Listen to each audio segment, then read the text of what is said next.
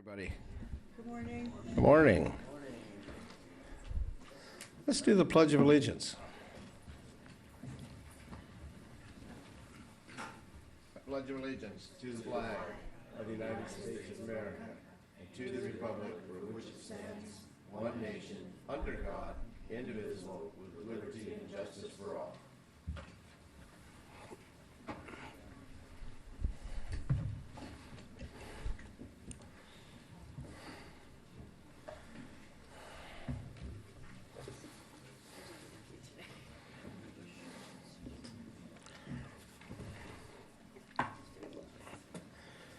Ms. CAO, what wonderful things do you have for us today? We have a few modifications to the agenda. Item C8 will need to be pulled and it will return at a later date. Item H1, the grand jury reports, attachment 11 is missing the attachment to the attachment. It's the charter, and that is before your board. Item I1, the fee schedule, item attachment 1B-411, that attachment has been updated. Items K1, 3, 4, and 5 should be Government Code Section 54956.9D1 and not A1. I think Virginia caught that. All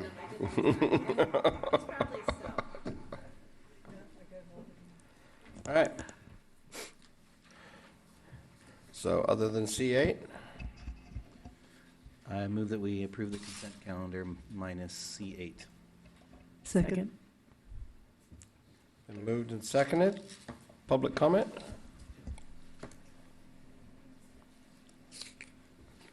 Ken Sawatsky, you may wish to make a correction or two regarding item, it'd be 5. It'd be C5, I believe. These are all Cs on the consent. According to your action summary, the action that was taken regarding closed session items and reported out, which I of course keep track of, was in the matter of James Ford versus Humboldt County case number. It says, by the board by a 4/5 majority authorized the county to undertake litigation and detain the Mitchell firm to conduct the litigation. Detaining a firm, are you going to put them in handcuffs until they complete it? I mean, you might want to retain them rather than detain them. They might not like that concept and probably wouldn't represent you in the future. And of course, that same error is in the same item here. Number 2 was, again, 4/5, and to detain them on the matter of, Rubby, Gribby, I can't even pronounce the name. But you have 2 of those things in there where you're detaining your counsel. The other question I have here, and I think it's quite relevant, it says, detain the Mitchell firm to conduct litigation, authorize the risk manager to sign retainer agreements and agreements related to litigation. I don't know what the risk manager's job description is, but it wouldn't make sense to me that your risk manager would be handling legal documents and detaining or retaining legal firms. That should be county counsel's job, I would believe, somebody in that department.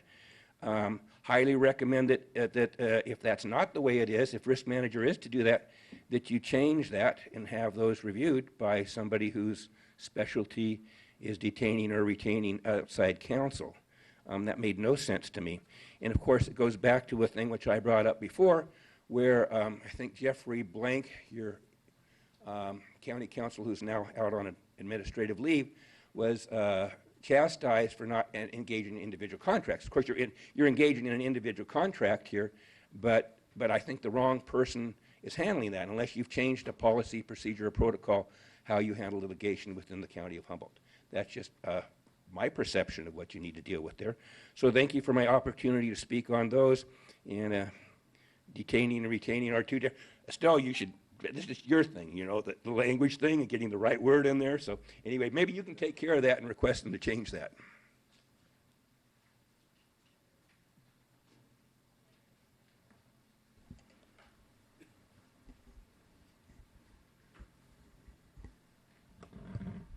Holly Klingel, Eureka.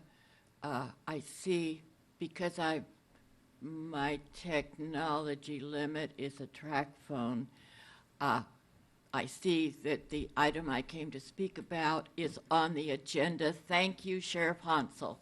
Once again, he has anticipated a dire need in his agency. And I will just tell you that I came here because my gravely disabled daughter was in jail Tuesday night again. And all I heard was, "Mom."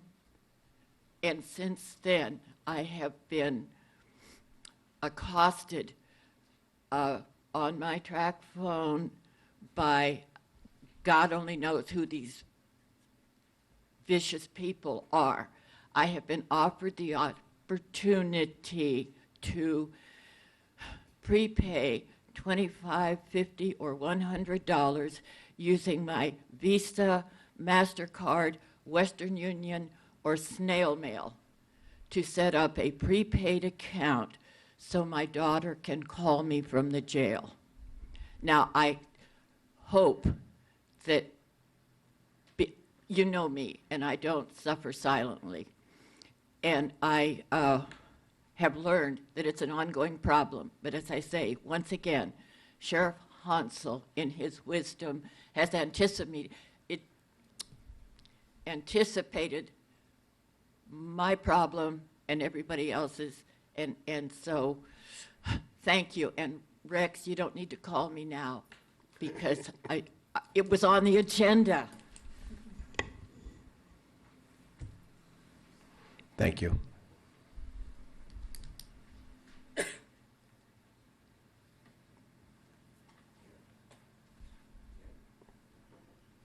morning. My name is Ken Bates. I'm here today as a private citizen just to talk to you guys just a little bit. I think that we have worked a long time in this country to have the kind of rights and open dialogue, public dialogue that we have right now and we can enjoy today. I don't think that running for public office is an easy thing. I think that when you're elected a public office, that the citizens that elected you are basically hoping that you will be qualified to go ahead and make the best choice for staff people that you can hire. Ken, is this on the consent calendar, or is this? No, this is just public comment. Okay, I'm gonna come to that in a second, okay? Okay. That'll be up right after, a few seconds after this. I didn't understand this. No, you're fine. You can leave your paper. You can leave that there. You don't have to pack it with you. Thank you. It is confusing.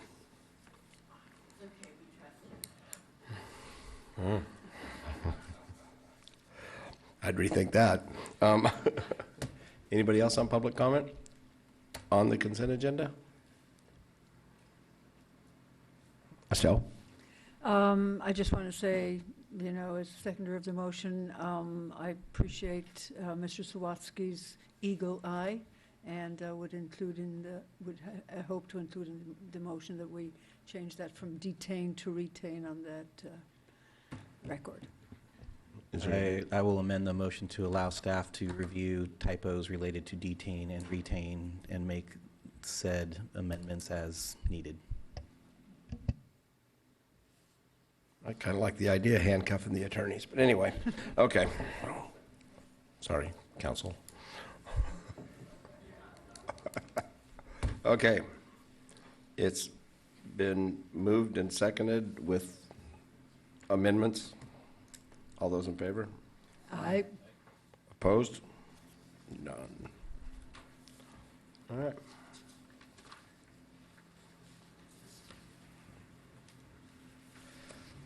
Now, thanks, Dwayne.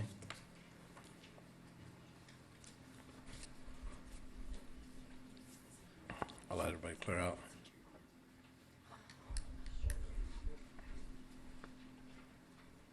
Thanks, Christensen.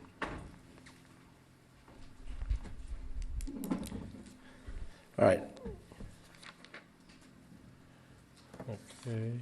I've got, Holly, did you want to speak again, or did you? Okay. Now you're up, Ken Bates. Thanks, buddy. Again, thank you. My apologies for being confused. It's not the first time that's happened. So I was just basically speaking a little bit about when someone gets elected, the work to go through to get elected, to be part of this process, and that we hope that the people that we elect have made their best choices they can find for staff, and that the staff, essentially, they're public servants. And one of the things that comes up again and again and again at all of our public meetings is a request for, I hate to use this word because it's sort of overused, but transparency. We talk a lot about transparency. And so that kind of brings me to what I'd like to just briefly touch on today. I, as a public individual, have spent the last couple of months hiring some legal counsel to better understand the relationship between the Humboldt Bay Harbor District and the City of Eureka's Planning and Community Development Department. And this is about a third of the correspondence that I've received so far to date concerning those two agencies. I've got more coming. I just brought a pile in to give you an idea what we're looking at. I would just like to read a letter. There's no action required. I just think it's a good thing to understand. And it's a thing that I find somewhat upsetting. I'm not asking for the supervisors to do anything other than to be aware of this, and some of you may actually all be aware of it already. This is on Harbor District Stationery, and it comes from Mr. Larry Otker. Speaking to everyone individually, we have all discussed the need for a small group of leaders to meet informally to discuss important opportunities that have the potential to reshape the future of our larger collective community. Certainly nothing wrong with that sentence. I suggest that a small, tight group of us meet together monthly. I suggest it be limited to the following people with no alternates, guests, or speakers. It's just a small leadership group that is focused on revitalizing our community. If one or more can't make the meeting, the others shall still meet. I prefer a very small group of people that I trust to remain confidential, while at the same time have a shared drive and a history of getting things done. I believe that we can be more successful if the group meetings remain private. We all have plenty of public meetings, but do not have enough high-level peer-to-peer discussions. I suggest that we meet at an alternative local coffee shop and not in an office. Is there any interest? And that's the letter I'd like to read. I would just hope that this is not something that we continue to do in our community. Thank you for your time today. Thanks, Ken. Thanks.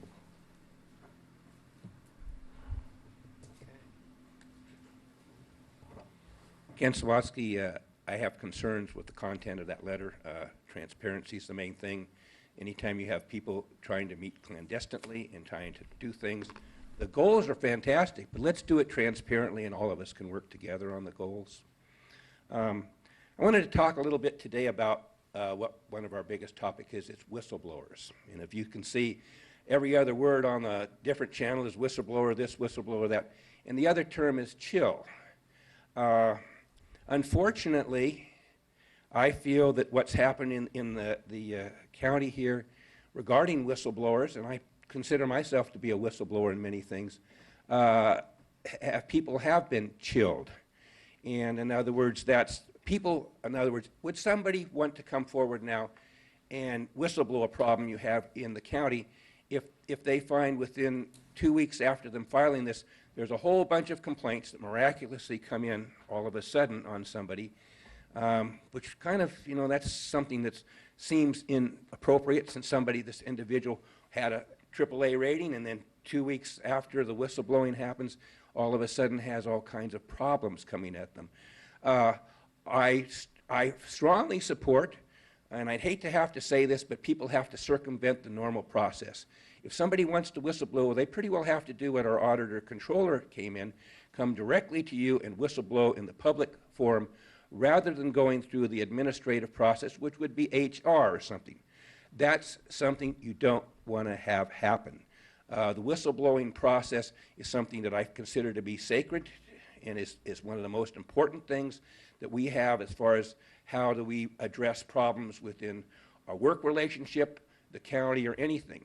And to have chilling put out there, and I can name multiple examples when this has been done, in my opinion, by one particular person initiating this, is totally improper, and I think it has major legal repercussions, because for people to not feel comfortable to address concerns because of possible retribution, let's say being put on paid administrative leave for 6 months without knowing what even the charges are.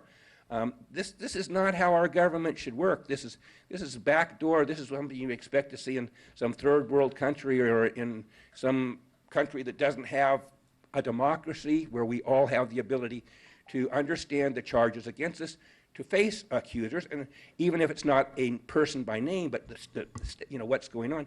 These are things that we all depend upon in our society.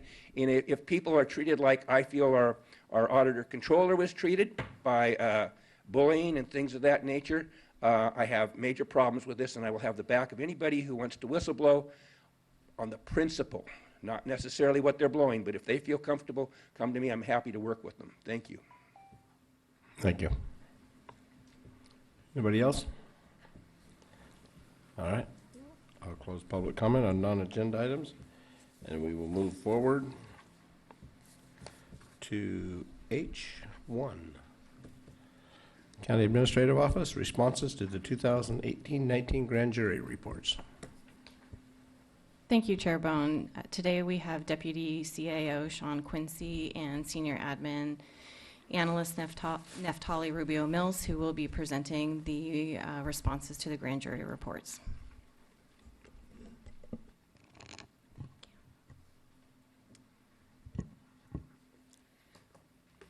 Good morning, Chair Bohn and members of the board. My name is Neftali Rubio Mills, and I'm the Senior Administrative Analyst with the County Administrative Office. Before your board today are the proposed responses to the grand jury reports for fiscal year 2018 and 19. As always, we thank the grand jury for their work in examining these issues and putting together their reports. The grand jury issued 5 reports that require responses from your board or agencies that are under your direction. For the sake of time, we will briefly recap a summary of each report and response. The responses in their entirety are contained in your packets. The first report in your packet, titled "Like Home, There's No Place," discusses the availability of housing services for low-income and homeless people in the county. The focus of recommendations are that the board should take action to increase availability of shelter solutions and affordable housing, and to reduce barriers at existing shelter sites. That the board provide ongoing funding to the Housing Trust Fund and Homelessness Solutions Committee and clarify the committee's roles and responsibilities. And that the county work in partnership with the City of Eureka to increase access to affordable housing. The recommended response, the majority of recommendations will not be implemented because they are unwarranted or require further analysis. The Housing Trust Fund and Homeless Solutions Committee's duties are clear. Specifically, as outlined in Resolution 18-73, the committee is to identify and recommend ongoing sources of state, federal, and private funding. As of today, no recommendations have been made. Further, their essential duties are outlined as assisting the county in meeting affordable housing goals through brick and mortar projects as well as shelter crisis projects. Recommendations that have been or will be implemented focus on the need for the City of Eureka and the county's collaboration. The city and county have a history of partnership in meeting the needs of low-income and homeless individuals in the community. Recent and ongoing projects include ongoing meetings, monthly meetings, between the county and the City of Eureka City Council Leadership Group. Housing projects such as the Lodge and 4th Street project in Eureka. Development and operation of the Mobile Intervention and Services Team known as MIST. And your board's allocation of $100,000 in 2017 from the general fund to the City of Eureka to assist with the PG&E trailer project led by the Betty Kwan Chin Homeless Foundation. The second report, titled "Here We Go Again," discusses the perceived handling of the ADA consent decree. The focus of these recommendations are that the board directs staff to present quarterly status reports on all ADA projects and conduct a review of the county's compliance with the consent decree. The recommendation response is that these recommendations have been implemented. The County Administrative Office has met with the board, with members of your board in monthly and quarterly meetings of the ADA Ad Hoc Committee. Additionally, between May 2016 and July 2019, there have been over 53 individual agenda items presented to your board on these projects. Staff continues to actively address elements contained within the consent decree. Since 2016, there have been ongoing review and inspection of access barriers. From this information, the county has implemented several policies, provided mandatory staff training, and provided workshops and training to local building officials, contractors, and property owners in an effort to not only upgrade structures, but to change the culture around ADA in Humboldt County. The third report, titled The Last Resort, discusses access to mental health services within Humboldt County Correctional Facility. This report requires responses from your board, the Director of DHHS, and the Director of DHHS Mental Health. This report only addresses your board and the findings. However, the related recommendations focus on staffing, including recruitment, retention, and training, expansion of space and services in the correctional facility, and the refining and development of plans for inmate care, diversion, and release. Most recommendations have already been implemented. Expanded efforts at recruitment and retention have increased mental health staff at the jail to include 5 full-time and 5 part-time staff members. Additional trainings have been implemented, and as of today, all mental health staff working in the correctional facility will have completed these courses. Early phases of correctional facility expansion are underway this week, and construction is slated to break ground in 2020. The new facility, funded through Senate Bill 863, will incorporate intense case management, mental health, and substance abuse services. This includes a 44-bed minimum security in-custody program-oriented unit that focuses on preparing male and female inmates to successfully re-enter society. A portion of these beds are dedicated for mental health use. Finally, discussions are underway between DHHS, law enforcement, the public defender, and county council to work on issues tied to inmates' rights, implementation of the 5150 process, and transition and diversion program plans. The next report, titled Les Miserables, focuses on the criminalization of homelessness in the city of Eureka and across the county. It required responses from your board, DHHS, and the Sheriff's Office. A number of recommendations focus on ordinances and programs led by the city of Eureka, specifically missed officer recruitment and city ordinances for which the homeless have no options but to avoid violating. Additional recommendations focus on areas for collaboration between the city and county, such as work groups, affordable housing, and shelter solutions. Those recommendations dependent on the city of Eureka will not be implemented unless initiated by city staff.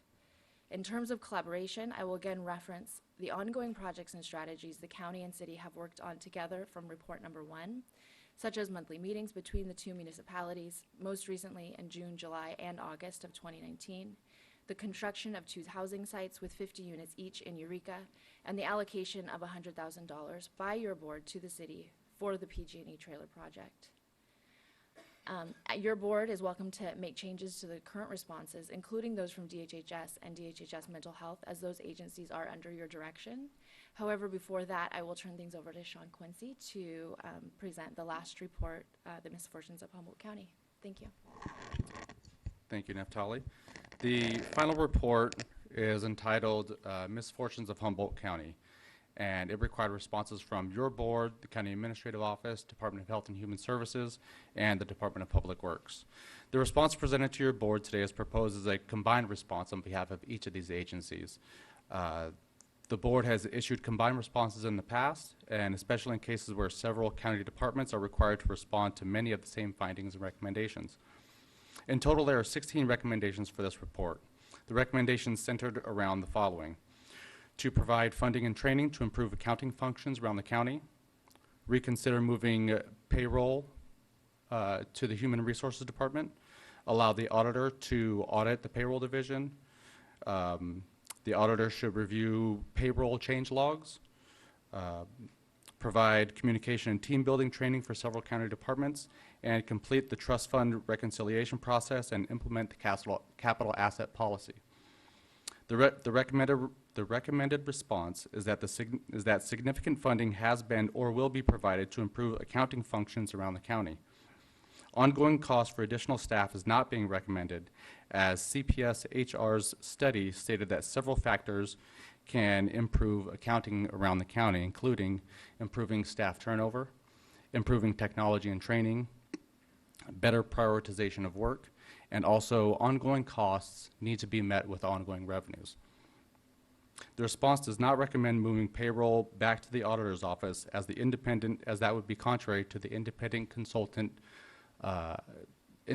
consultant's recommendations. In addition, regarding having the auditor review payroll change logs, that recommendation will be implemented.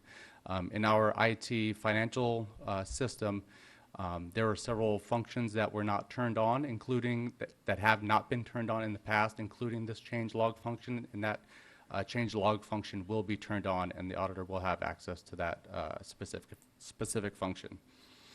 Regarding the recommendation to provide funding for communication and team building training, that recommendation will be implemented. And finally, the trust fund reconciliation will continue, and staff will implement the capital asset policy. And with that, we'll be available to answer your questions.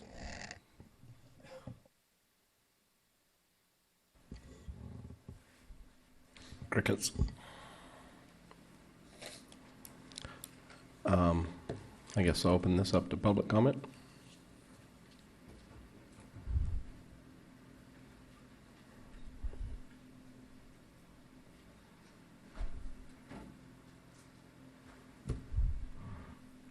Good morning, Board.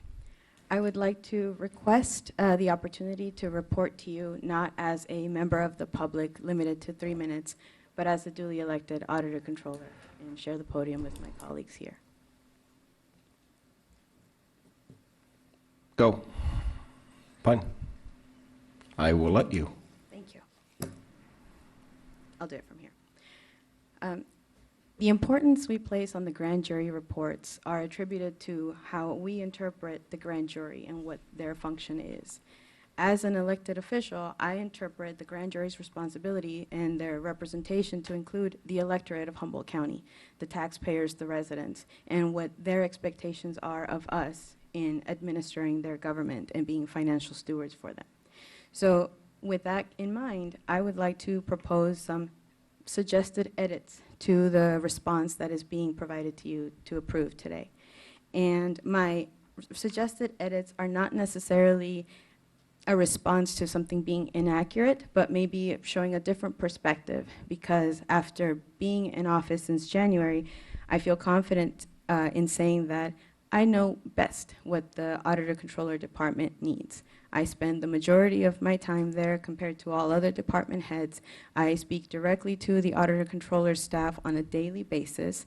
And while the responses in this report are based upon consultants' opinions during a period that was last year or the year before, or last year, things may have changed since then. So I'd like to offer a different perspective and request some edits be made.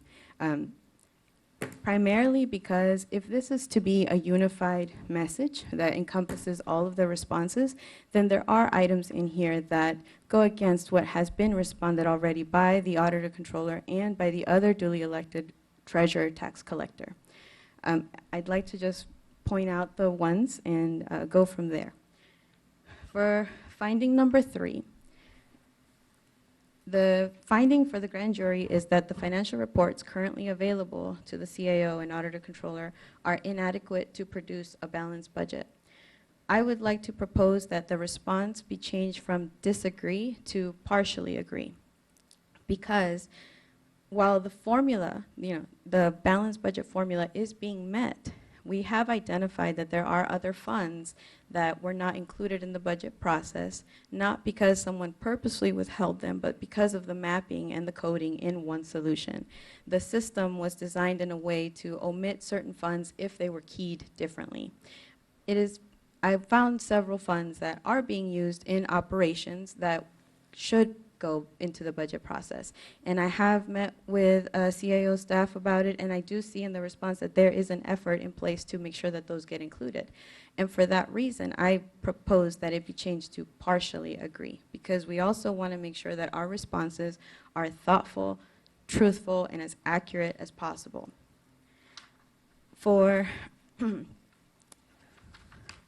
finding number 12, the auditor controller lacks the staff to provide and implement training plans for its employees.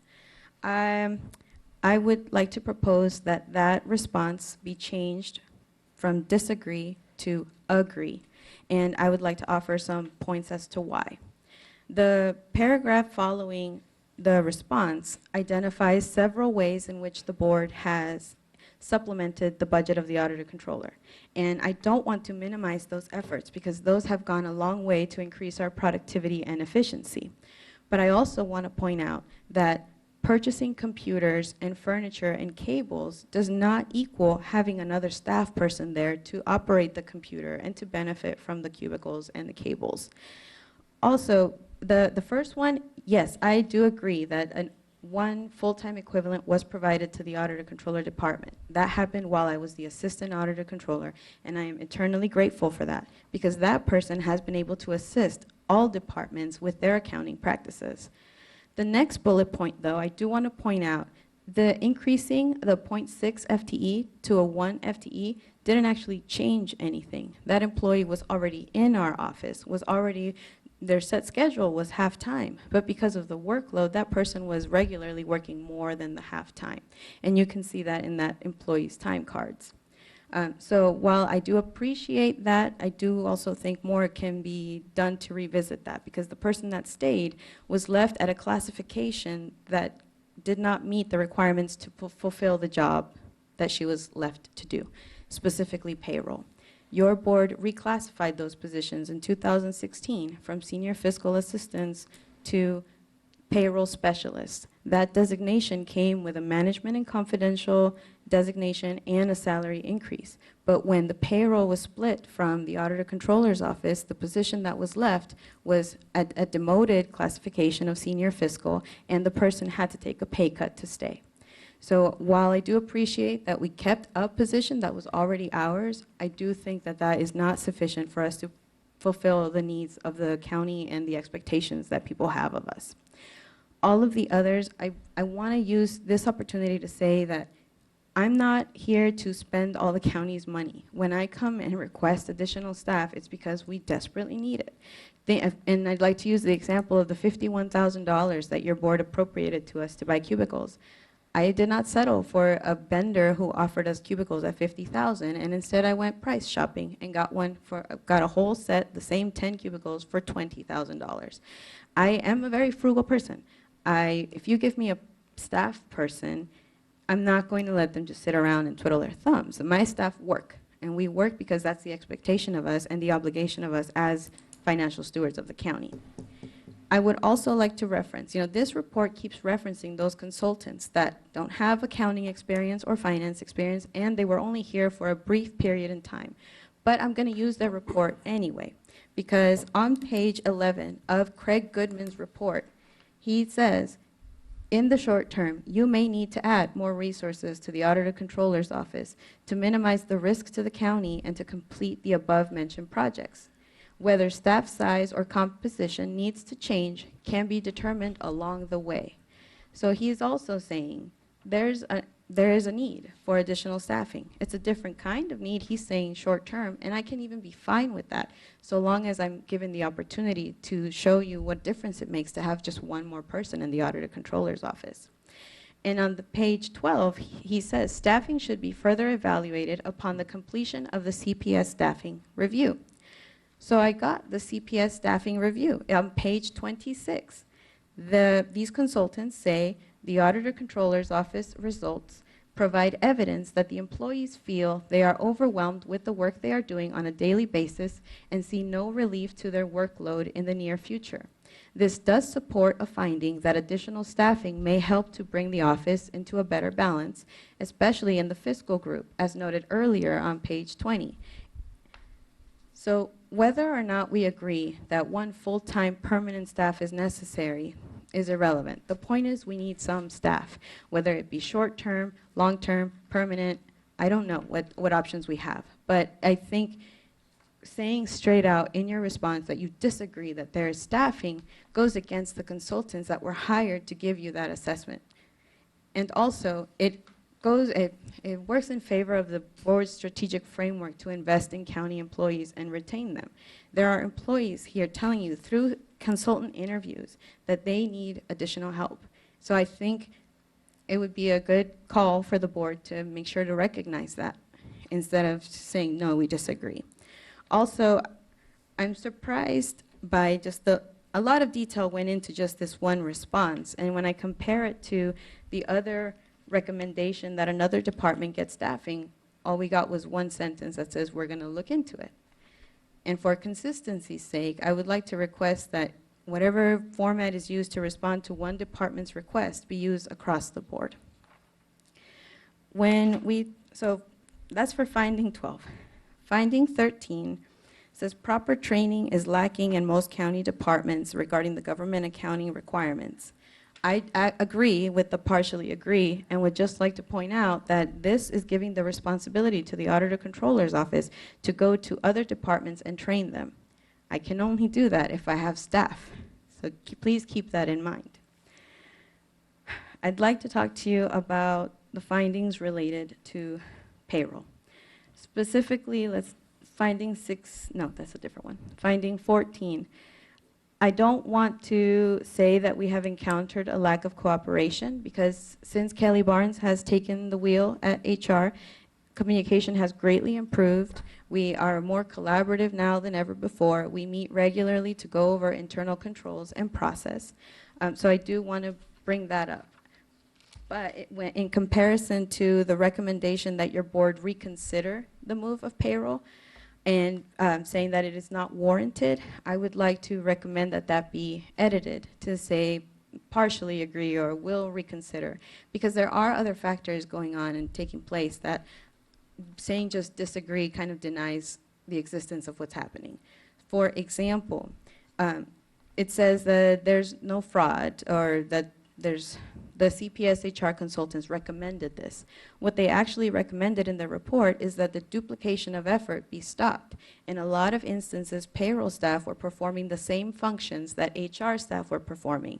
That was due to miscommunication or maybe lack of communication, but their consultant's recommendation was to stop having both departments doing the same work and to put the payroll, put the HR functions that were being done by payroll back into HR.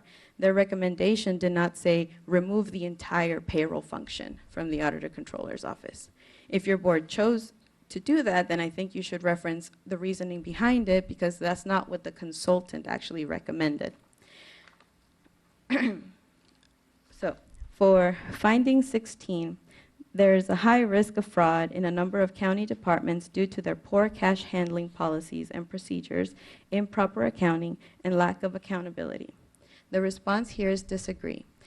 I think this is an opportunity for us to garner public trust, where we can admit mistakes that have been made in the past due to previous management or previous styles, and use this opportunity to make it right and go forward with progress. This finding if you look at the Treasurer's response and the Auditor Controller's response, we are both the experts in cash and reporting. We are both communicating to your board and to the grand jury that there is a risk. We are not making accusations that someone has committed fraud, but we are pointing out that risk exists, and we're doing the county a disservice if we deny the existence of just the risk. And I'd also like to point out our auditor's report. This is in the single audit report on page 1. They say, our consideration of internal control was for the limited purpose described in the first paragraph of this section and was not designed to identify all deficiencies in internal control that might be material weaknesses or significant deficiencies. And therefore, material weaknesses or significant deficiencies may exist that have not been identified.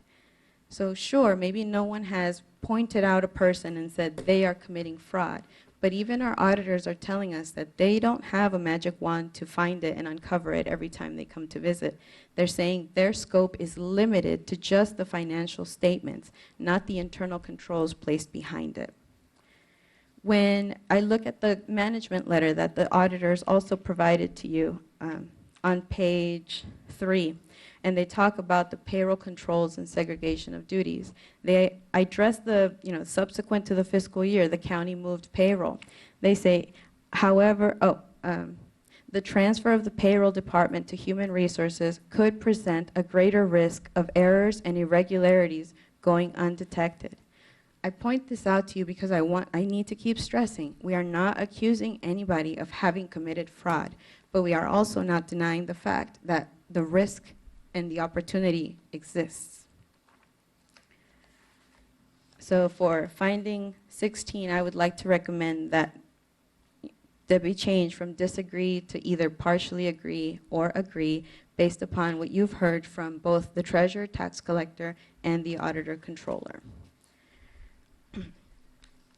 For finding,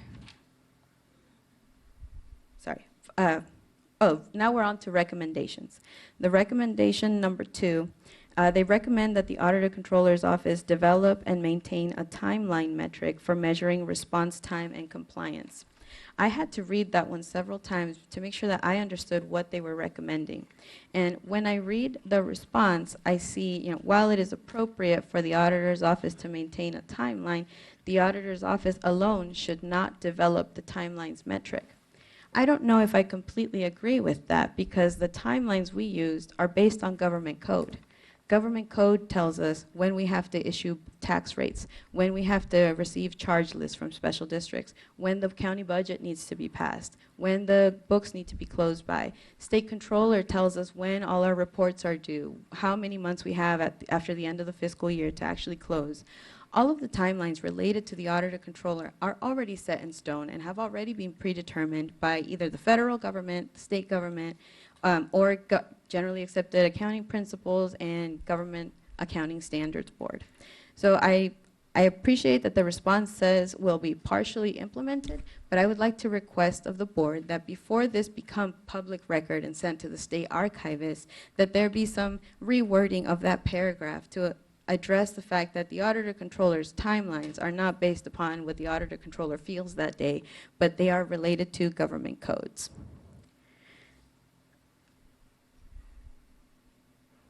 Okay, finding them all. Recommendation 4 is the one about payroll that I addressed. I see it's also a finding.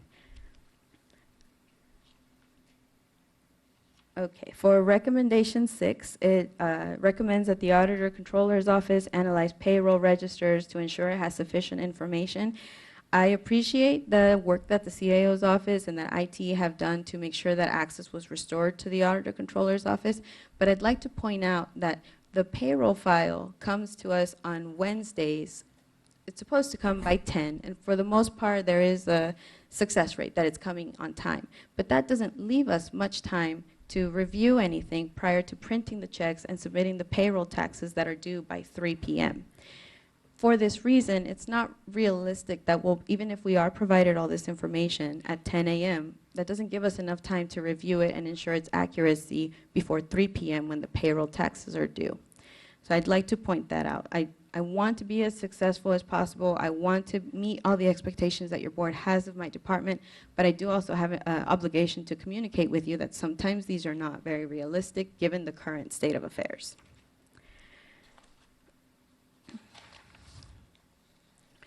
For recommendation 8, the CAO to hire an accountant. This is what I was referring to before when I talked about consistency across how you respond to departments' requests for staffing. This is, I don't disagree that the CAO's office should have an accountant, and actually I think the CAO's office is understaffed in general. 5 people to administer a $400 million budget, I don't think that that's enough people. That's what I'm saying to you now should not be used in any way to determine what staffing levels are required in other departments. But I use this as an opportunity to just point out that when the auditor controller requested staffing on several pages before, we got 8 bullet points and 2 paragraphs. And if that is going to be the methodology that the board uses to respond, then I would just hope that I can see that across the board for all departments. That way we can eliminate any claims of different treatments and favoritism, so that we deny them. I'm not saying there is anything going on like that. For recommendation 9, the Humboldt County Civil Grand Jury recommends that the CAO participate in cost allocation plan training conducted by the state so that the cost plan is properly implemented. The response is that the recommendation will be implemented. I would like to propose that that be changed to it has been implemented, because on August 27th, we had 2 state controllers auditors here to review the county's cost plan. And I used that opportunity to have them co-present with me with the cost plan working group, a group we developed has representatives from every department that participate in the cost plan. And we met in this room, in board chambers, on August 30th. We did a 2-hour presentation. The first part was me communicating the process for the county, and the second part was the state auditors here with a PowerPoint about what they look for, what the expectations are at the state level for the cost plan.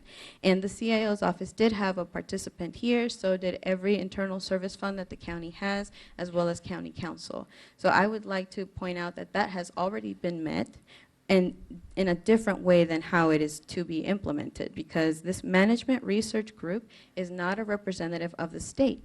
The recommendation was to have a training conducted by the state. Also, this training is being administered in a way that does not have any auditor controller input or participation. And so if the message, you have the power to set the tone for this organization. You as a board communicate to everyone what your expectations are. And all I've heard you say is that you're focused on making this a more efficient place, that you care about the employees, that you want us to have a unified message. And for that reason, I think there should be reconsideration of the way that this training is being proposed and will be implemented. I think the auditor controller is the negotiating party with the state's cost plan and should be at the forefront of all trainings and all communications related to the cost plan. And I'd like to point out on page 9 of Craig Goodman's report, this is the recommendation. Is it page 9? Oh, no, my apologies. It's not page 9. I've gotten myself all mixed up here. My apologies, I've lost it. Nope, I didn't. On page 8 of Craig Goodman's report is where he talks about the cost plan. And he says also that he believes the cost plan training would benefit the county, would be a joint training with the state controller's office. So I just want to point that out. The only training that should matter is the one coming directly from the state, and we had that on August 30th in board chambers. So my recommendation for that recommendation's response is that it has been implemented, and to reference the training that did occur on August 30th, not this other training that's not being administered from the state and that auditor controller has no participation in. Okay, that completes all of the suggested edits I have for your board's response, because if I understand this process correctly, it's your board is responding to what the grand jury's findings and recommendations are, and it's supposed to be a consolidation of all the other responses. In order to avoid us having disputing responses, I would like to propose that those edits be made. I'm available to answer any questions if you have any. Supervisor Madrone? Yeah, can we get all this in detail? Because we don't have it in front of us right now, other than your oral testimony. So it's a lot to follow. So I'm assuming we'll be able to get something from you electronically, or? Yes, I can do that today after this meeting. Okay. And I'm not sure how other board members are feeling about all of this stuff. I know we all appreciate the work of the grand jury. They spend a year of their time volunteering to look at our operations and offer recommendations to us. And frankly, it's overwhelming. And 3 days of time for me to review all of this is simply not adequate. And I do not want to act abruptly in any way in regards to their recommendations. I think there's some really, really important stuff in here, as always, with their reports. And so I would make a motion that we continue this item until the next week so that we, as a board, have the opportunity to really fully read all of these reports and all of the recommendations, consider your input, as well as other input that I've received from the community in regards to our responses. And so I would like to make that motion that we continue this for 1 week to provide adequate opportunity to review this and provide the respect to the grand jury that I believe they deserve.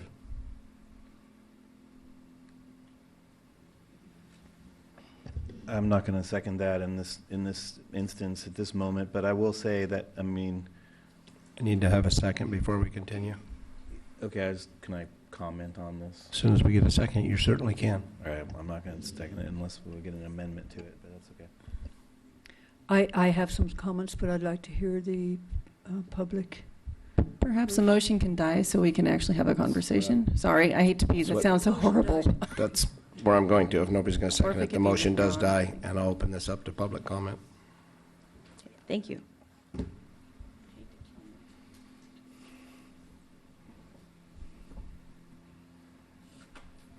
So we're opening it up to public comment again. I appreciate that. It's a little distressing to me that in many of my impression of the responses to the grand jury have taken very short, very abrupt responses. And this has historically been what's going on. As stated by Supervisor Madrone, strongly support his motion, should he bring it back again. Strongly support somebody, as far as transparency, making a second, unless you just don't want to be transparent here. So that's my suggestion on that. The grand jury does fantastic work. This is where the whistleblowers go, isn't it? They go to the grand jury. For them not to have full attention. And then I also question, when you make these responses, why would it be necessary for the auditor controller to come here and make such a presentation to you with recommendations? You would think that the process would include, before this is drafted and brought forward to you, that each department head or each elected that was involved in a recommendation would be consulted. So this would have all been hashed out or taken care of prior to this particular meeting, one meeting going forward. So I have some angst with that. I take seriously what the grand jury does. I made a complaint to the grand jury on a certain topic. They said it was currently in litigation. They were not going to deal with it till it was out of litigation, but I'm guessing they will deal with it. Otherwise, I will just rephrase my complaint, my whistleblower to them, of the misappropriation of that liability fund. And maybe, since that's not directly involved in that, maybe they will take that up. But I'm kind of, it's kind of worrisome to me that they're, in my opinion and opinion of the public, their work is being diminished in the response process. And I think that every single department head should be addressing these things. So this is the first time this thing's happened, where somebody's actually come through and been given the opportunity, and I appreciate you giving additional time for that, so that you can understand what the response should be by the experts who know what the response should be. Go to the experts. You don't have time to be lawyers, you don't have time to be all these things. Use your experts. That's all I'm asking you. And the grand jury does, your department heads have already been interviewed probably, and they've already had input, so a lot of these things have already been taken care of. And that's what the grand jury does. It brings things to attention so you can fix them before we get to this report. For to have to be that many changes in this report to accurately reflect a correct response is distressing to me, and I hope you will take the time.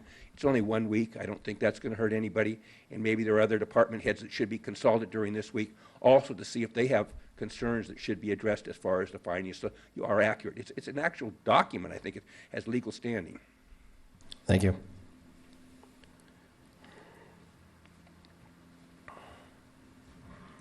Holly Klingel. As y'all know, I haven't been coming for a while because I was dealing with my daughter's issues, and now that I've given up on that, I'm going to be here to be Kent's apprentice. But all I can say is I can't even remember the auditor controller's name, but I am so glad I voted for her. Thank you. All right, with that, I'll close public comment. Bring it back to the board. Supervisor Bass. Thank you, Mr. Chair. Just part of the response is, I think it was when it was referred to lack of transparency by not seconding a motion. I used to second motions, and I get in trouble because I seconded them so we could talk about them. We talked them to death, even knowing they weren't going to go anywhere. So I don't think it was lack of transparency. I think it's trying to refashion what is it the board's interested in.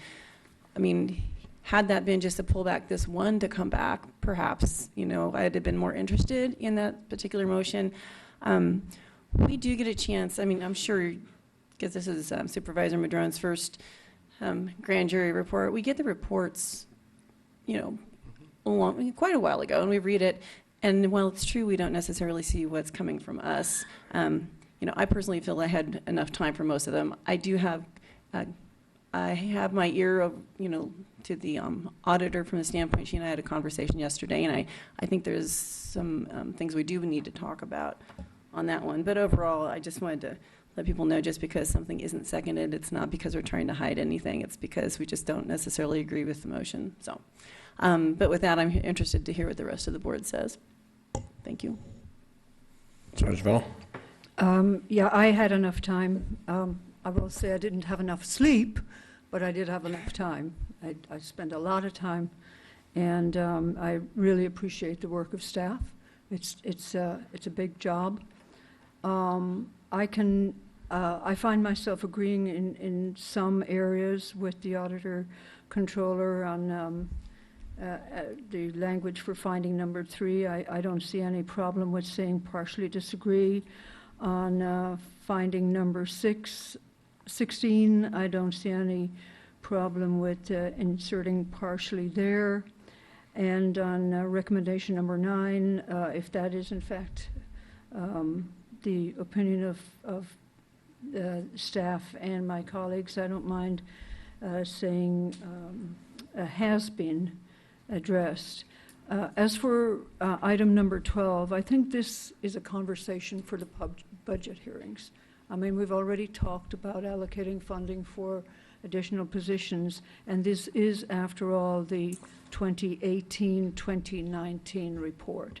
So we're, going in already, we're in the 19-20 phase, so I would not support the recommendation on that particular one, although I do invite the auditor controller to make that case again as we go forward in the budget process.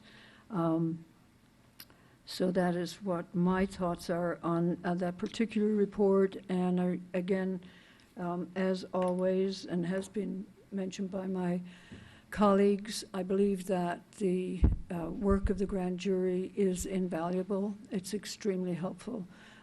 Not only is it helpful in terms of pointing out various issues that can happen within the county, it's also helpful for members of the community to bring their concerns to us and to see whether or not they're actually rooted in fact, or if they're being addressed or they have been addressed. This is a moving process. I heard Holly earlier talking about the issue with the sheriff and it being on the consent agenda. The work is a lot and it's ongoing. So I do appreciate very much the process of the grand jury, and I thank them for their work, and I also thank staff for your responses. Supervisor Madrone. Yes, thank you, Mr. Chair. And I, too, appreciate the work of staff. This is not easy. And just to be clear, I do recognize that we do receive these reports from the grand jury several months ago over a period of time. And that really isn't the issue. It's that we've only had a couple of days to look at what is our response, from the county. And again, I do appreciate the work of staff. This is a lot to do, a lot to look over, and I recognize that.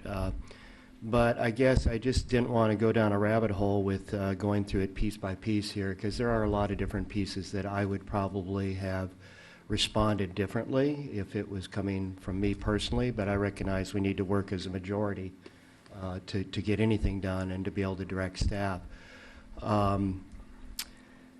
In the spirit of compromise, which I've been working on quite a bit lately, I would value bringing the parts back that deal with the Auditor Controller's Office and have a little more time to drill down on the responses from that department and look at where we might be able to find some agreement together as this board with that department and with our CAO and her office. But within the No Place Like Home, there were a couple things that I do disagree with, so if we're going to go ahead and move forward, it looks like the majority would like to get this done and approved and move forward today, maybe with the exception of the Auditor Controller piece to this. I would like to at least provide the input on the No Place Like Home parts. On F6, let's see, our recommended response is to disagree with that. I actually agree with it. Basically, it says the Housing Trust Fund and Homelessness Solutions Committee is hampered by the dual objectives of addressing the shortage of permanent affordable housing and short-term sheltering needs. I have heard that from many of the members of the committee, that they do feel that that is hampering them, in fact, with those dual objectives that tend to be boiled back down into, well, our county policy is housing first, which is bricks and mortar, not dealing with the temporary solutions that many communities have been bringing forth. So I would actually agree with that finding rather than disagree. That's finding number 6. And then when you go to the recommendations for that particular issue under No Place Like Home, under recommendation 5, I actually think that we ought to be, moving forward with that. And so I believe, rather than disagree or feeling that it's not warranted, I actually agree and think that it is warranted. So I would make that change. And then under recommendation number 7, the grand jury recommends the board and Eureka work together to identify locations for and implement. It says this recommendation requires further analysis. I mean, we've got such a serious problem out there on our streets. It's time to take action on these things and move forward. And there are more than ample examples of other communities who have acted on these things and moved these things forward. Safe parking programs and other measures that are more short-term in nature. So I would at least like to have some consideration for those changes within that particular response for No Place Like Home. Otherwise, I could live with the compromise of at least coming back with the considerations from the Auditor Controller's Office.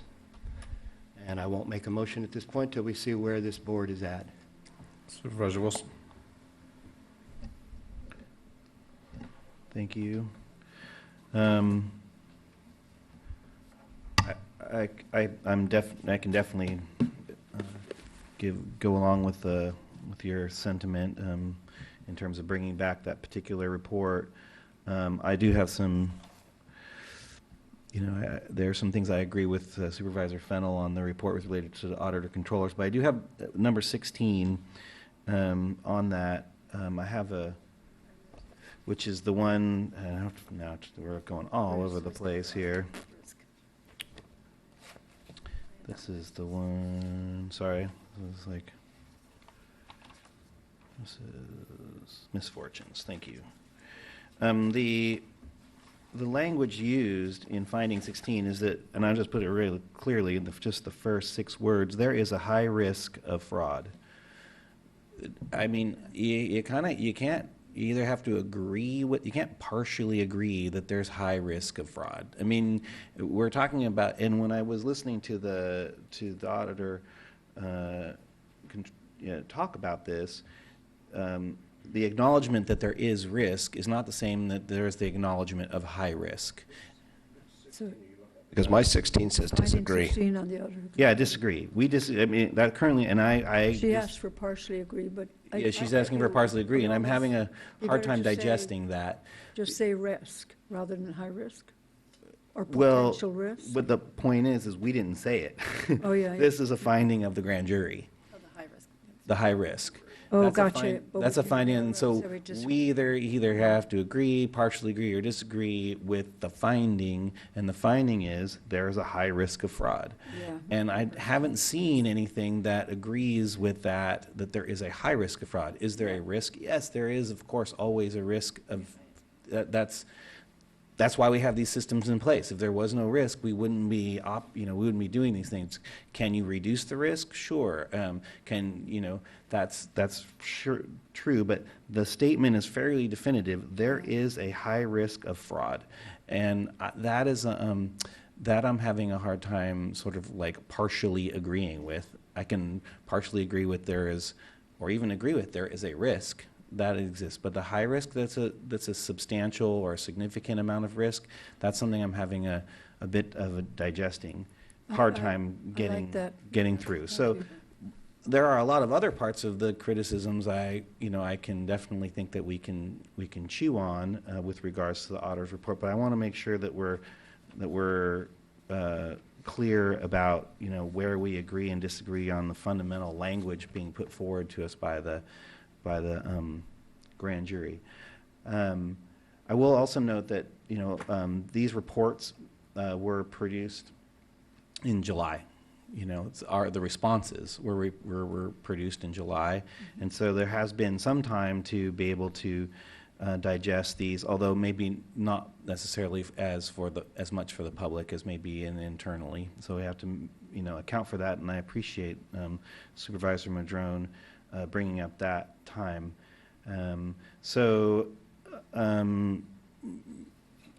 Like I said, I can't go into a lot of more detail into the analysis with relationship to the auditor controller, because to be quite honest, she put a lot out on the plate there, and it's a bit much to digest in today.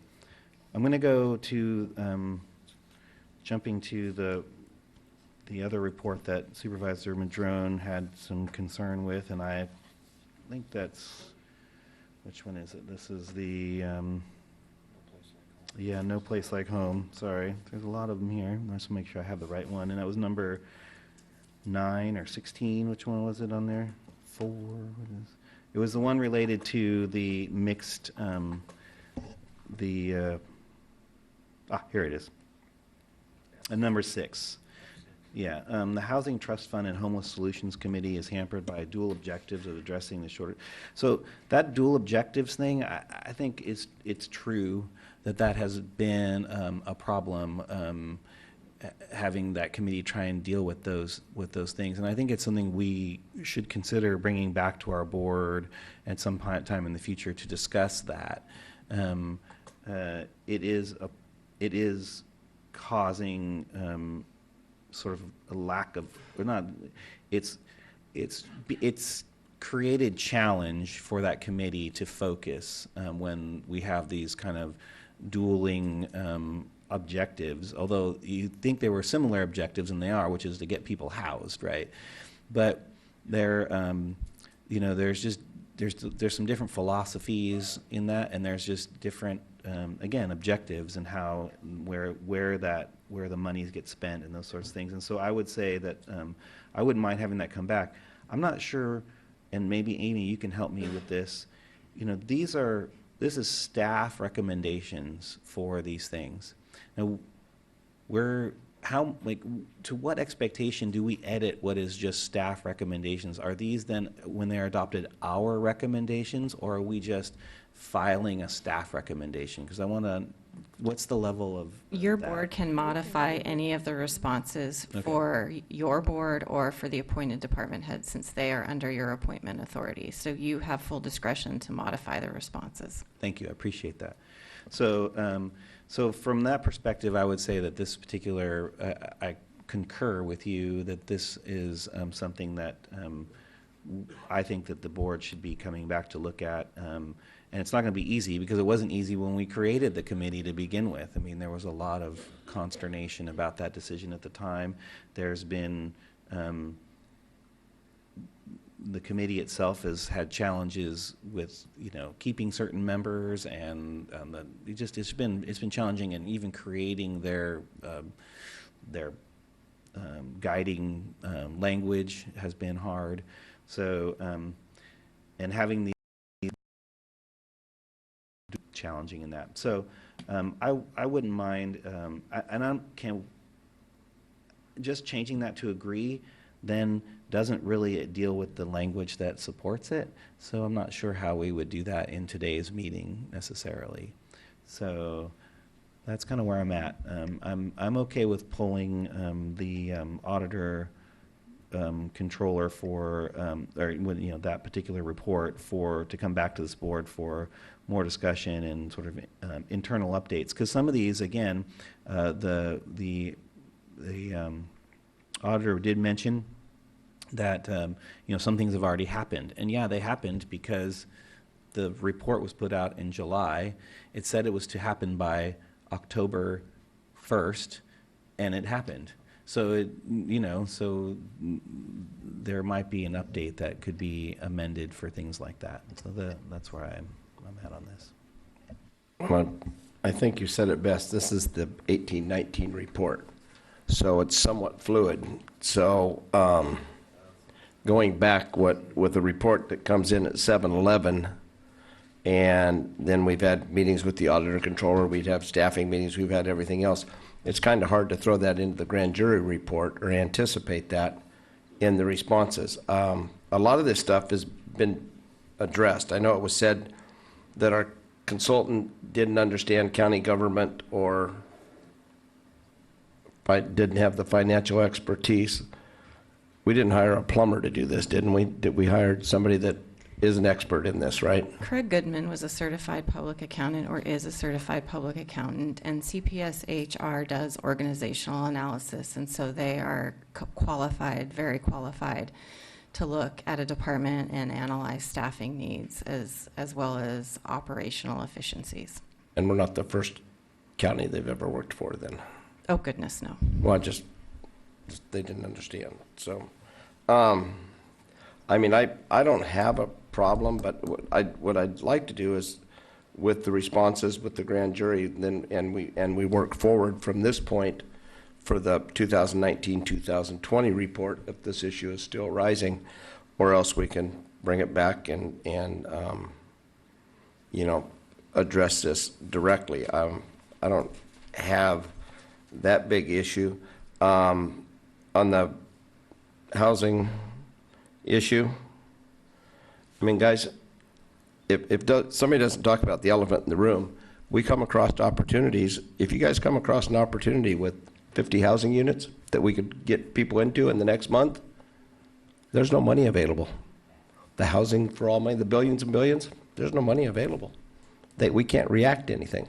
We can build the 4th Street project at over $600,000 a unit, but if we want to react to something else, I think what we need to work on more than what the grand jury brings up is trying to make this monies available.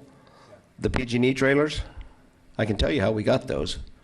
They are still languishing down there in a perfectly good location, could provide housing for 24 families. And we're still working with the city of Eureka to put them in an old, you know, right next to the sewer plant. I don't know what we can do because with the housing for all money, if we don't throw in the fact of how do we manage them, the safe park areas for a little bit, it costs, City of Sacramento did a safe camp area, cost them $3.5 million to disband it because it got so far out of control.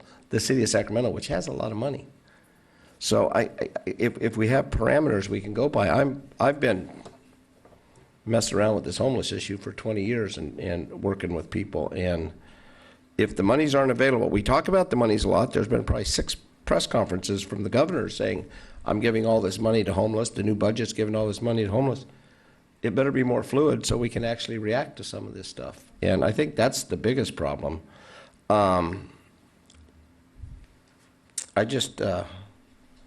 If you want to bring it back, that's fine. If you want to bring back the homeless issue and how we can address other issues, we can talk. We can set up 4 more committees to talk about it.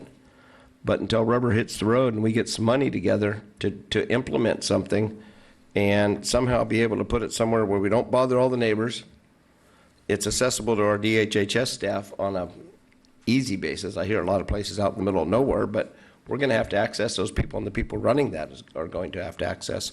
So it has to be cost efficient to that point. So I think those things need to be considered heavily on the responses. So I will bring it back to the board. Supervisor Fennell? So I appreciate your drilling down on that language there on finding number 16 on the Auditor Controller's Office. I agree with you. You can't just partially agree with that flat statement that there's high risk. So that's something I would just let go of. With regarding to the No Place Like Home, one of the things I meant to say when I looked at the grand jury report was the style of the titles.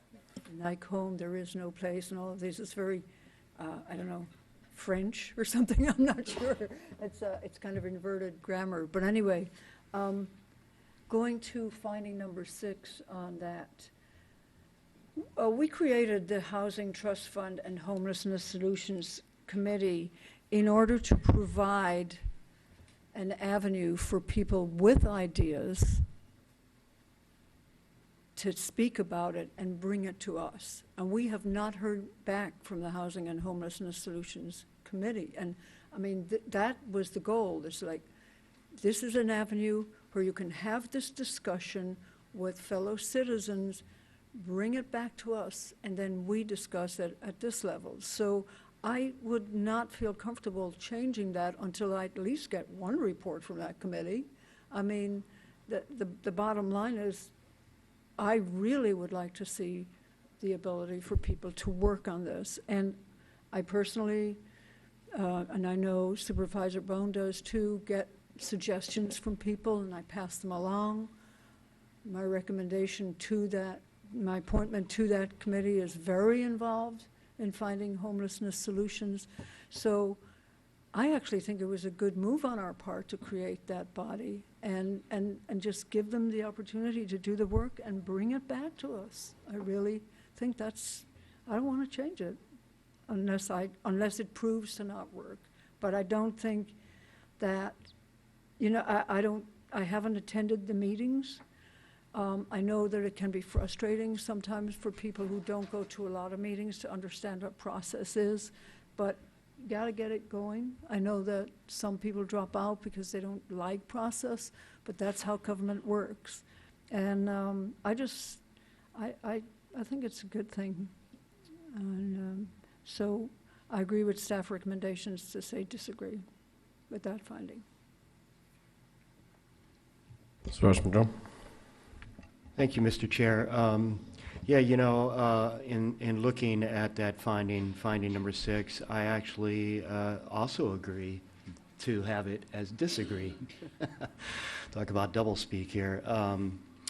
And basically, what the finding was that the committee is hampered by the dual objectives, and our staff and perhaps board response is that we disagree with that in fact having that dual objectives is a good thing. And so, yeah, I actually agree with that part. It's under the recommendations that I think, you know, I would like to offer a change to. And under recommendation number 5, where it says, the jury recommends the board update the resolution creating the Humboldt Trust Fund and Homelessness Solutions Committee to clarify its responsibilities for both affordable housing and immediate shelter projects. And then our response is listed as, this recommendation will not be implemented because it is not warranted. I actually think it's incredibly warranted. So that's what I would disagree with, is the recommendation, and I would change it to, this recommendation will be implemented. The paragraph underneath that ends by saying, in addition, the board has not received a report from this committee requesting a revision of the resolution. And while that's true, many of the members of the committee have talked to us as individual board members, expressed concerns over that dual objective and the hampering that has occurred there because our resolution was for housing first.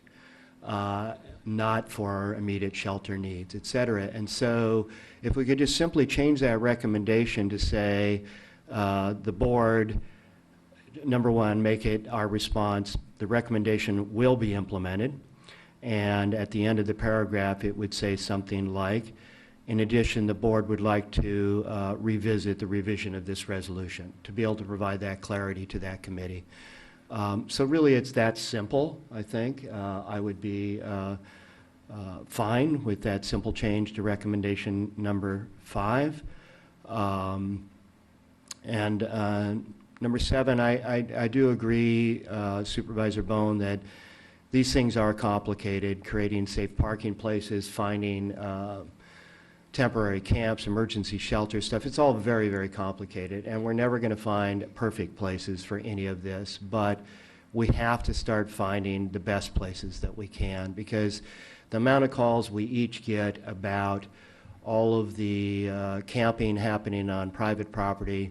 I mean, basically after Devil's Playground was dissolved, we didn't really solve the problem. It just spread that problem all over the county, all over the community, all the way from the bridges under Oricon 101 south to Garberville and everything in between. And so basically anywhere there's nesting habitat, it was funny, about 10 years ago, the city of Eureka said, we need to limb up and prune up all our riparian areas to get rid of all that nesting habitat for homeless. And, you know, that really struck me as quite an incredible statement. And that's really all we're doing right now is we're spending massive amounts of money pushing people around and criminalizing that behavior. And I know there will never be perfect places, but we've got to start dialing down and finding the best places we can to have safe parking, to have these other things. So, you know, on recommendation number 7, my response would be this recommendation needs to be investigated and implemented versus just further analysis, because we've analysis paralysis. I mean, it's just crazy. So I would like to at least recommend those 2 changes to recommendation number 5 and recommendation number 7 under the No Place Like Home report, and then see if we could continue the item that involves let's see, misfortunes of Humboldt County. If we could bring that one back in a week. So I'll try another motion. I would move that we bring the misfortunes of Humboldt County back in a week after having a chance to further review the details of the auditor's response so that we can fine-tune our response and make the 2 changes I suggested under No Place Like Home. And if I need to reread those changes, I don't know if Amy's been taking notes there on those, or if the board needs me to go back and repeat those. But I would make that motion to see if we can find that compromise. I'll second the motion, and I'd like to comment, though. Supervisor Best. Thank you, Mr. Chair. In regards to your recommendation 5 and 7, was that what you were saying? That's correct. Yeah, because I know, I'm sure not the only one that's been approached by members of the committee saying that they really feel that they're lacking clarity. Now, whether the clarity is the responsibilities to address both, you know, affordable housing and immediate sheltering projects, or is the clarity even bigger than that, is kind of what I would be more supportive of looking at that, because I do think there's confusion, you know, when you speak to another elected in another nearby city that sits on the committee and they're frustrated, it kind of makes me think that if they're having a hard time for folks who generally aren't in the process, it's got to be even a little more challenging. So I could go for that, or maybe this is just something, you know, it would be one of those that maybe consider bringing back. I'm not sure if I agree with the exact language. I could, it depends what I hear. I could potentially support it. And I do think I would prefer, how do I say, I am actually okay with the language of recommendation 7 of a recommendation, you know, requires further analysis, just in the standpoint that, you know, the recommendation from the grand jury says it should be done by December 1st. I don't want to find us rushing to do something like that. I do believe the state is probably going to start handing down some pretty strong, how do I say it? encouragement to look more in those directions. I really do believe for the shelter options. I also know it's not easy. Back when I was still with the city of Eureka, we had one of the safe parking programs that was ready to happen, and I don't know whatever happened to it. It totally disappeared. So there are challenges, but I'm actually in agreement that it still requires further analysis, which is different than what your suggestion is. So in that respect, I don't really support that piece of the motion, so I'm not sure how to go from there. It was implemented, if you remember, it was the city parking lot where they let them in every night and had to get everybody out. But that wasn't the official one. There was one that was more, and it wasn't the transient in nature. I could go back and actually I'm going to pull up the stuff, but it's not easy. And you're right, there's a lot of challenges with it. So, Supervisor. I'm just, sure, Supervisor Wilson. Thank you. We're kind of circling around to these two main reports, and that's fine. And I can support the motion in the second, although I have some disagreements with a little bit of this. But I really want to get back to the auditor's report, and I want to kind of emphasize there's a pretty big push from that office relating to staffing, and I can empathize with that a lot. But you have to understand, we do have a lot of departments which could make these same claims, and they're not just claims, they're real. We have overworked staff in a lot of departments, and they're critical. We have public safety, public works, mental health services. I mean, there's a lot of places where there are a need for staffing, and people's lives are impacted in that way, and we're scrambling, and there's a lot of stress. That being said, I don't think it's bad for the auditor to make the case for her department to do that, and I think it's been heard, and I think that we will have this. We'll have it coming again in terms of our budgeting for the next round, and I think this is something that's an iterative process, and we're always trying to make it better for the employees and their workloads. So I think that's important, and I look forward to having that continued conversation. With relationship to the housing trust fund element of this, what we were talking about, I agree with Supervisor Bohn in terms of the need to be able to be responsive and quickly responsive to monies that are available, especially related to housing. But one way, actually kind of the main way you do that, is to have a housing trust fund up and running and somewhat funded and going and funded. And that's part of why there's been some frustration, is that just that slice alone really takes some concentration just to make that happen, identify the sources either internally, either from where, whether it comes from fees and taxes we already have access to, whether it comes from general fund, whether it comes from other places. We need some real understanding and pulling that together as quickly as possible, because there will be funding coming down from the state that will require us to have matching available matching funds, and I think that we really need to get down on that. And we're not going to solve the solution. We're not going to solve the overnight camping issues and a lot of these other things in a quick time frame, and we're going to definitely work on them continuously as we should.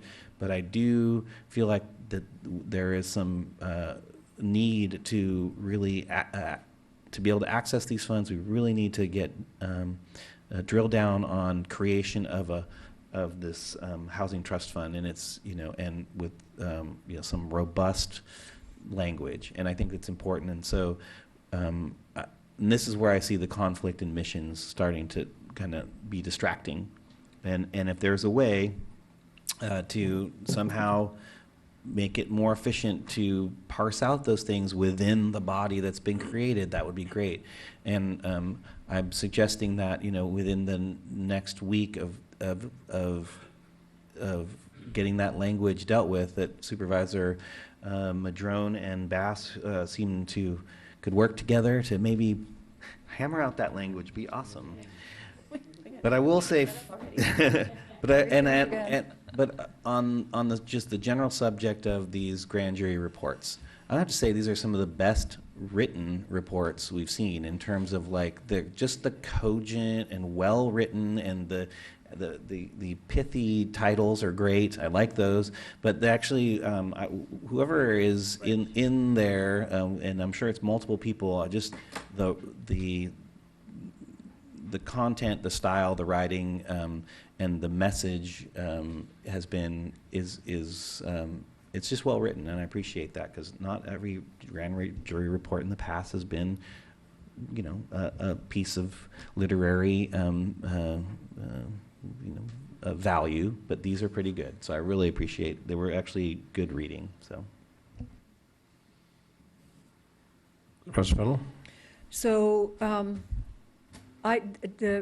singling out, was it recommendation or finding? Number 12 was finding in the Auditor Controller's report. I just feel that if we just say we're going to put this off, I think that's the one that we'll be concentrating on. And as I said before, and as you said now, Supervisor Wilson, that is really a matter that is to be discussed in the budget process. And so that's why I'm reluctant to, say, oh, we're going to talk about this again for another week. We've got a lot of work to do, and I honestly, I think it is a budget thing. I do, again, reiterate that I support Ms.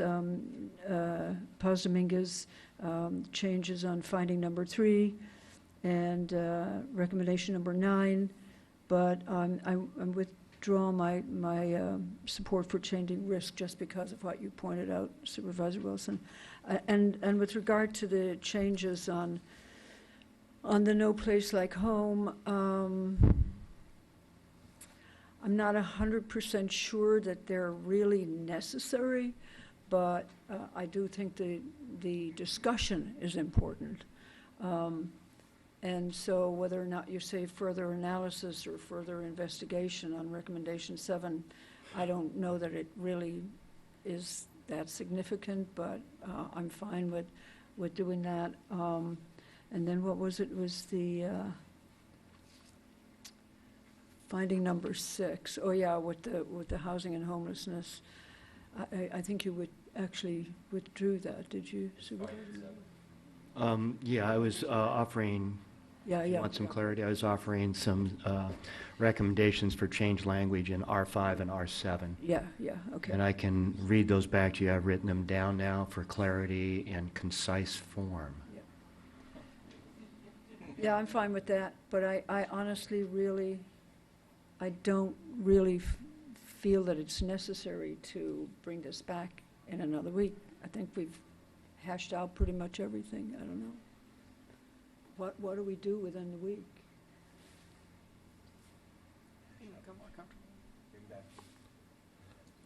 I think what she's trying to say is she's not supportive of the motion. Not necessarily that. What she's saying is we've hit all the buttons and changed some of the wording, not all of the wording, because, I mean, again, it's a 2018-19 report. If these problems keep arising, and as I read this all the way through, and I just, 16 and everything else, I don't know, I haven't heard about any fraud, any theft, or anything else, and I just want to know I have full trust in the integrity of all our departments and the staff, because we have petty cash funds. I know we do have funds and things like that, and it sounds like we're leaving a bunch of money sitting on the counter and just grab it when you want and bring it back and leave a receipt. And I think there's a little bit better checks and balances than that. But I do want to throw in here, as you read this, it kind of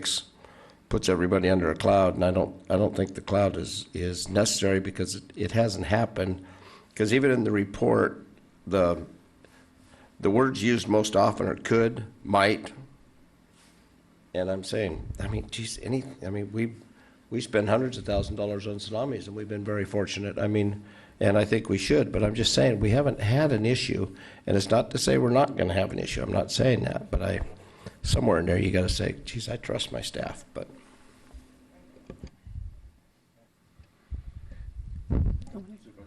Thank you, Mr. Chair, and I didn't want to interrupt, but I hear what you're saying, but I don't want to this to sound like I'm giving, seating to someone else, but we had a separately elected official come in and express some real serious concerns and misgivings, which I think have gotten better since there was a conversation yesterday, and I think those, I think sometimes there is interpretation, and I'm not saying that I agree with all of suggestions. I mean, there's maybe 3 of them. But I think, and yes, we have a lot of work to do. I'm not sure how much more this is going to take up next week if we bring it back next week.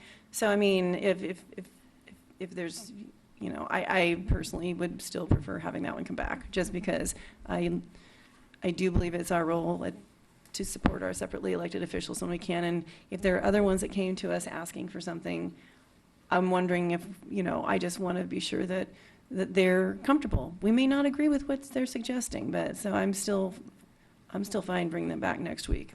So that's all I wanted to say. Can I just say something? I mean, this is also reflecting a lack of work on our part. I mean, I read the report. I know what my response is. So what we're basically saying is give us a week to read it. I don't know. I mean, and what are we going to do in that week? I'm going to break in. I think the week to read it is just to be comfortable with what has been brought to us. No, I had no information of the extent of where the concerns were from the auditor's office. I'm not saying I'm going to agree with all of them, but it would have been nice to have had it in paper to consider, right? And this is not a reflection of CAO's office or anything else. I think they always do an excellent job trying to be very thorough and consistent. My one hesitation of saying, well, let's just move it on today. It's like, yeah, we can. Is it going to make a real big difference in the history of Humboldt County if we pass the whole thing today? No. But as part of it is, to me, is the ability to have. We heard from the auditor, and I just feel that I'd like to consider her comments in a more considered fashion. That's all. So, Mr. Chair. Supervisor Madrone. Thank you, Mr. Chair. And just to be clear, actually, I guess the Auditor Controller's responses are in our documents here.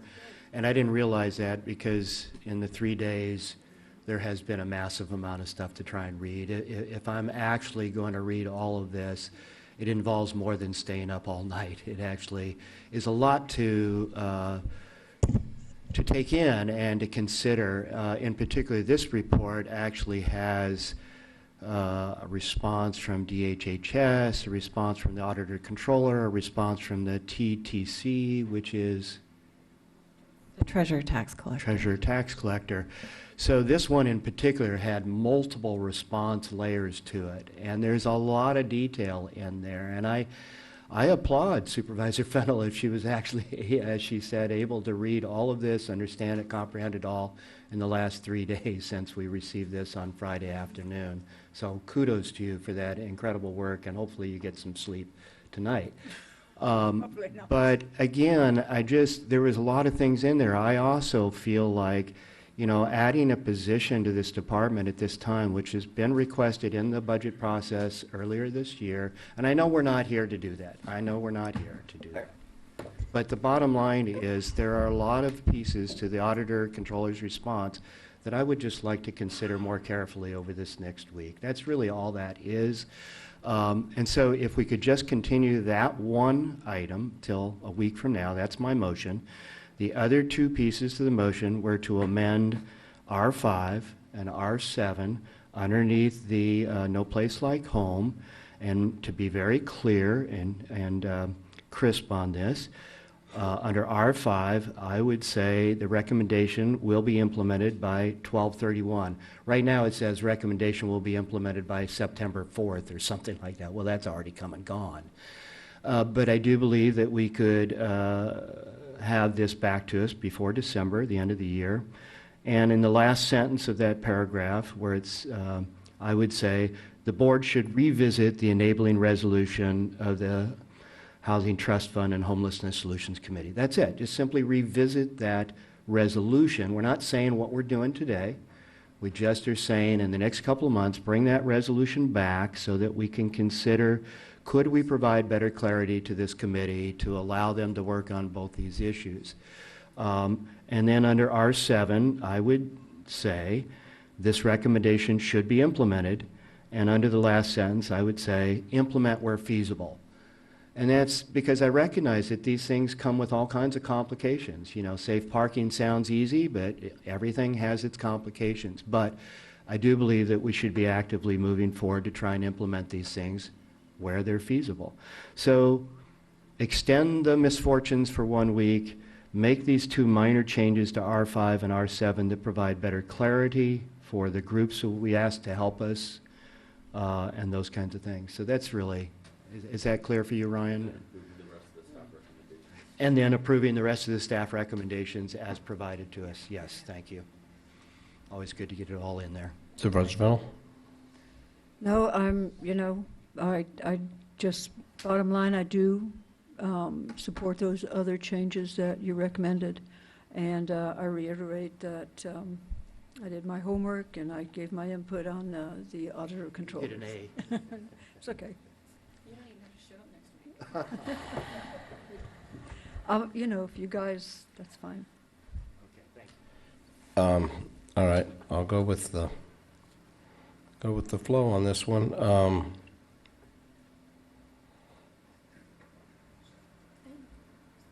Supervisor Bass? I just had a question for Supervisor Madrone. You put a date in there, and do we actually need to have an absolute date? I know the county is really busy. There's a lot of big things on the plate that we're already struggling getting agendized.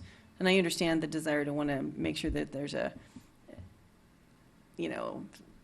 to get something done, but I'm also reluctant. I mean, it's not a drop dead date, I suppose. I'm not sure if we need to put a date. I think the staff would understand if we didn't, that we want to see it discussed, but just wanted to ask if you really needed to keep in that date. I would amend my motion to remove the date with the understanding that we'll do it as soon as we can. And that's fine. Is the second agree with that? Okay, seems how you proposed it. All right. That's fine. It's just, let's get it done. I think it'll actually be quite easy. And just so everybody knows, I was sitting here racking my brain over the last 8 years or 7+ years. I have never not known a department head to ask for more people. Well, of course. But in the last 8 years, the county has grown, I hate to say it, almost 20% in employees. So we're meeting some of those requirements, you guys. I mean, go back to your budgets, your old budgets. Get one of your former and look at your old budgets and look back. We have advanced, and we did try to meet the requirements of the auditor controller by giving a half-time that works full-time, and so we gave it to him full-time plus another. And The only anomaly is the roads department is about half. road department is down from 160 to 60 over the last 25 years, but that's a whole different other story. But that doesn't stop him from asking for more people every year. But Anyway, we just, so with that being said, we can just keep hiring people, but I mean, somewhere in there, we're gonna have to figure this out, so. All right, it's been moved and seconded. All those in favor? aye. Opposed? None?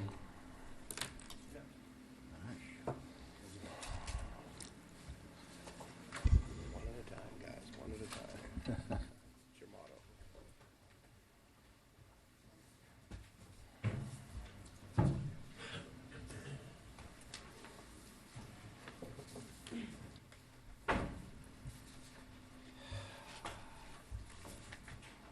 So, step up on, kids.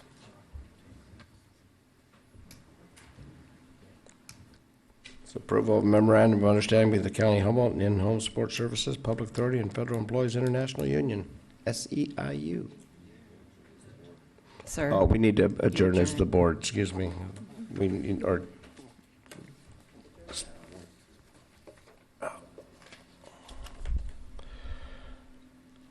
adjourn as the Board of Supervisors to reconvene as the body of In-Home Support Services Public Authority.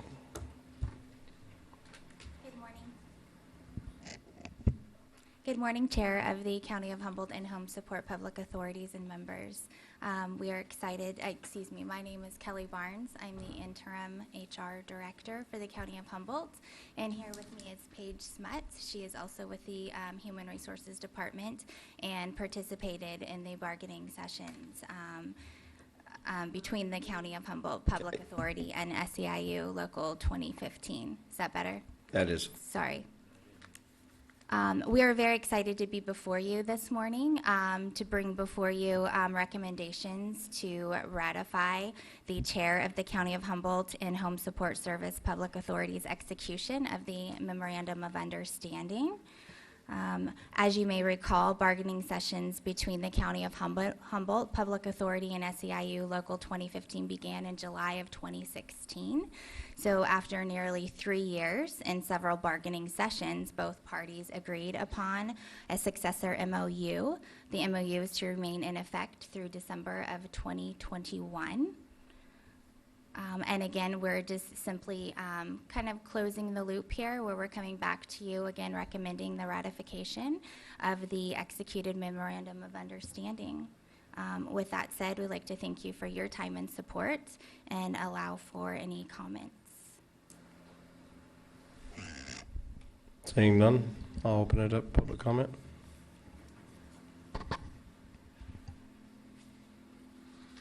Thank you, thank you, thank you for all the people out there.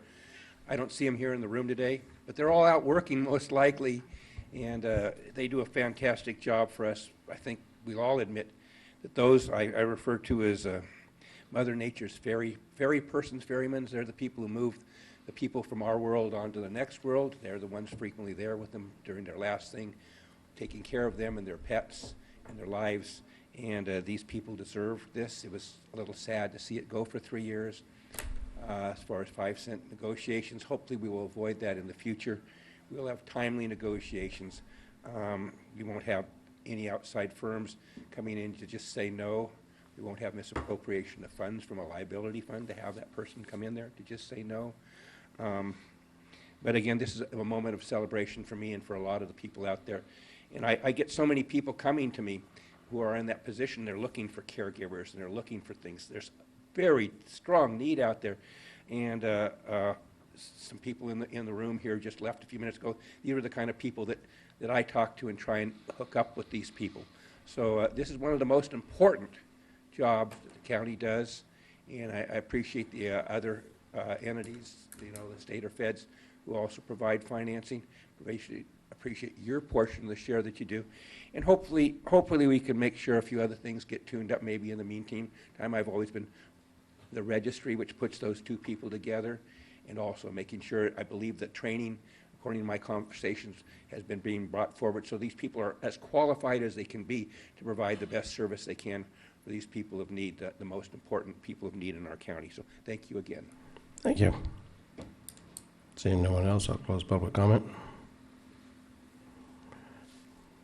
Supervisor Fennell? Well, I want to echo some of what Mr. Swatsky said, and I actually want to point out that this is a very significant step that the county took, that this authority took. And it's a commitment above and beyond what is required at the state level, for sure. I appreciate the work of my colleagues in honing down and talking with the union. It's important to recognize that we do need in-home sport services, especially out in the rural areas, and that families can help each other. So I think what you see here today is a very strong commitment from Humboldt County, and I appreciate your work on that. All right. Supervisor Madrone? Thank you, Mr. Chair. In the same light as what Supervisor Fennell said, this is really a very momentous situation, and as we're all aging, or many of it, well, we're all aging, right? Everybody is aging, slowly but surely. Even if you're 10 years old, you're aging to 11. We're going to need more and more of these services down the line, and I so appreciate the work of this particular group of people going into homes and taking care of people, and appreciate DHHS in helping to fund this. I know that it creates shifts and there's no new money that gets created. It means there's a little less money available for other things, but it was the right thing to do, and I very much appreciate my colleagues' efforts in supporting this and getting this done. And we're pretty much doing about the same that other rural counties are doing in Northern California, about the same amount of increase, which is 50 cents an hour over minimum wage. It's still not a lot of money by any means, but it does cost the county quite a bit because we're going to be paying a larger share of this portion above minimum wage come in 2 years, I believe it is. So it doesn't come without its costs, but it was the right thing to do, and I'm glad we're finally here. So thank you for your support for this. Supervisor Bass. Thank you, Mr. Chair. I don't really have anything additional to add other than move staff recommendation that we approve the memorandum of understanding between County of Humboldt, In-Home Supportive Services Public Authority, and Service Employees International Local 2015 for persons in the In-Home Supportive Services Public Authority as defined in the agenda. And just say second, I'll tell you why I'm going through that. Supervisor Madrone and I are working on the rules, and part of the rules that other places do is you're supposed to state like the item in its entirety, which is not what we normally do. Anyway, I like the resolution. I move it. And I still second it. Okay, good. And it gives the public a sense of what we're actually doing, which is a good on you for that. It's not easy. And fully aware that because the state of California, January 1st, 2020, they'll get another $1 an hour, 21 $1, 23 another $1. So that's substantial. All right, it's been moved and seconded. All those in favor? Aye. Opposed? None. All right, I will adjourn from the in-home support services, Thank you. and we'll take it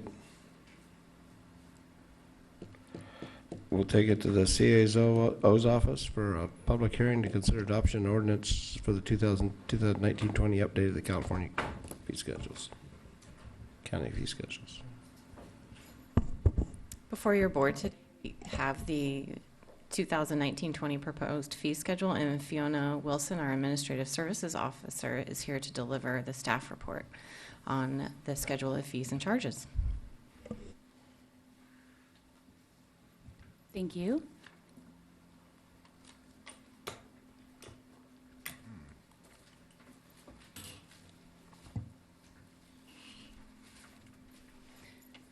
Good afternoon, Chair Bohn and members of the board. I'm Fiona Wilson, Administrative Services Officer with the County Administrative Office.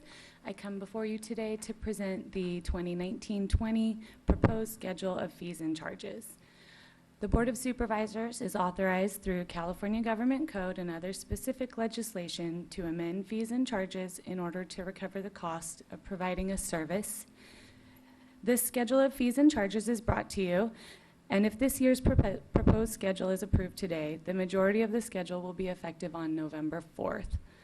Due to longer public noticing requirements in the planning and building fee schedule, that will become effective December 2nd.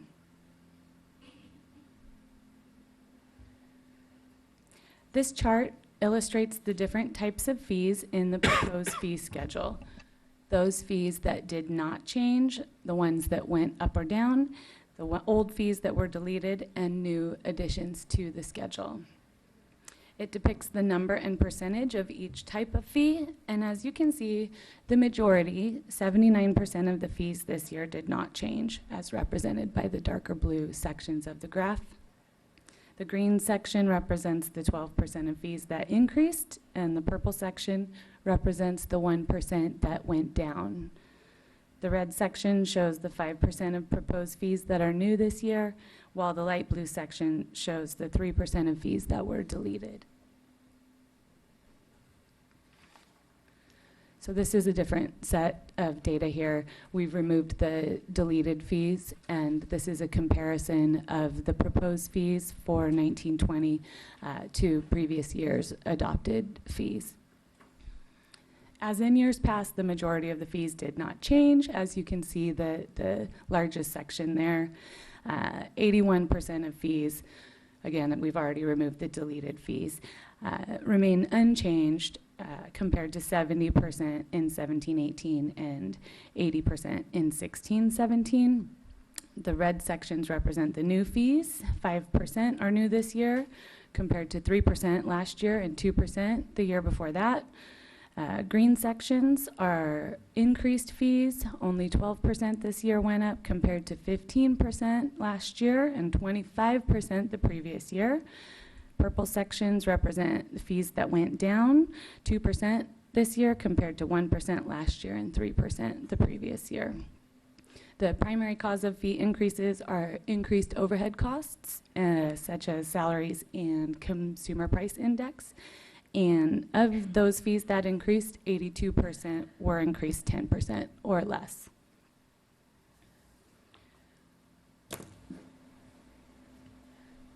New fees. This year we had 9 departments add new fees. Departments are required to provide their calculations and justifications for current costs. That information is included in attachment 2 in your packet.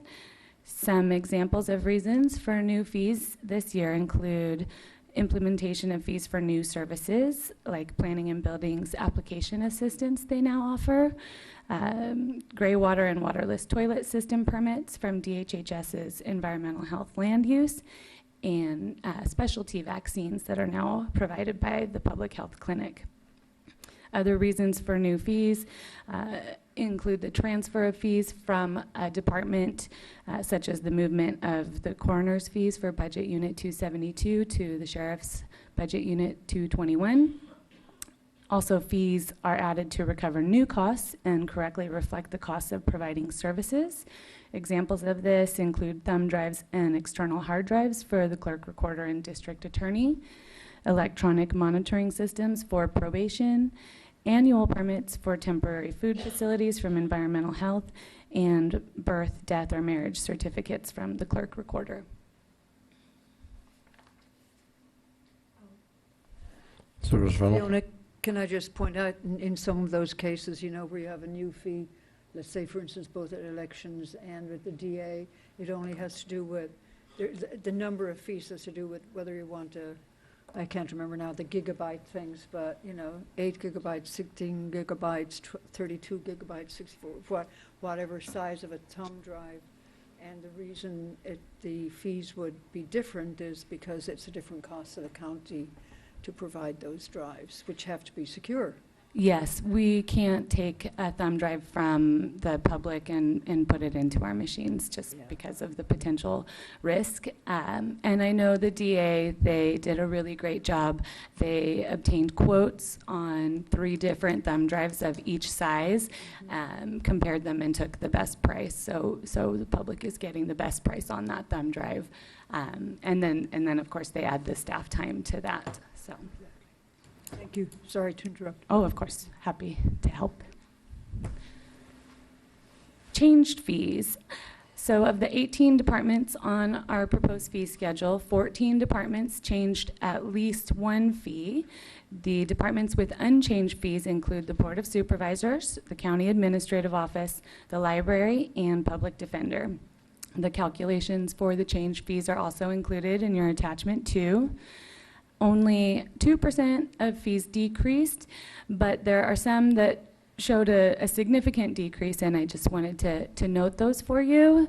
DHHS Environmental Health reduced their farmers market and swap meet coordinator fees after a reevaluation of employee daily activity reports and determined that the amount of time needed to perform those inspections and then issue the permits should be 1 hour, down from 2.25 hours. So that went down 33% or $99. Similarly, it was determined that all temporary food facility late permit applications require the same amount of additional staff time to process, regardless of how late they are. So all the late fees for temporary food facilities, or TFFs, were reduced by 50% to $67. Another significant decreased fee includes environmental health's land use. They reduce fees 23% or $447. That's for their on-site wastewater treatment system permits, and they reduced it by that $447 because that already must be paid during the mandatory site evaluation process, and that's included separately in your fee schedule. So we're still recovering those costs, just broken down a bit more.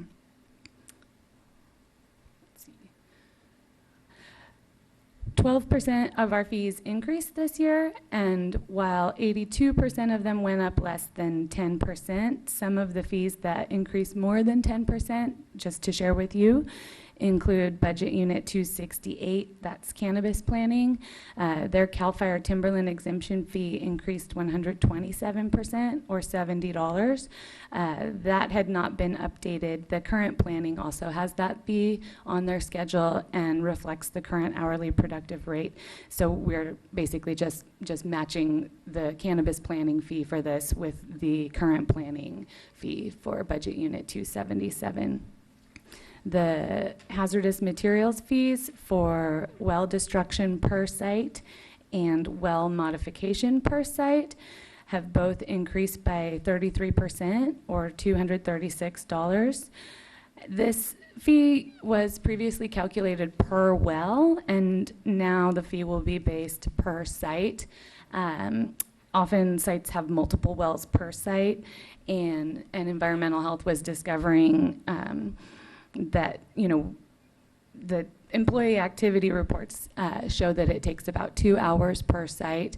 So now instead of individual wells, they're expecting the cost to the public will be a bit less.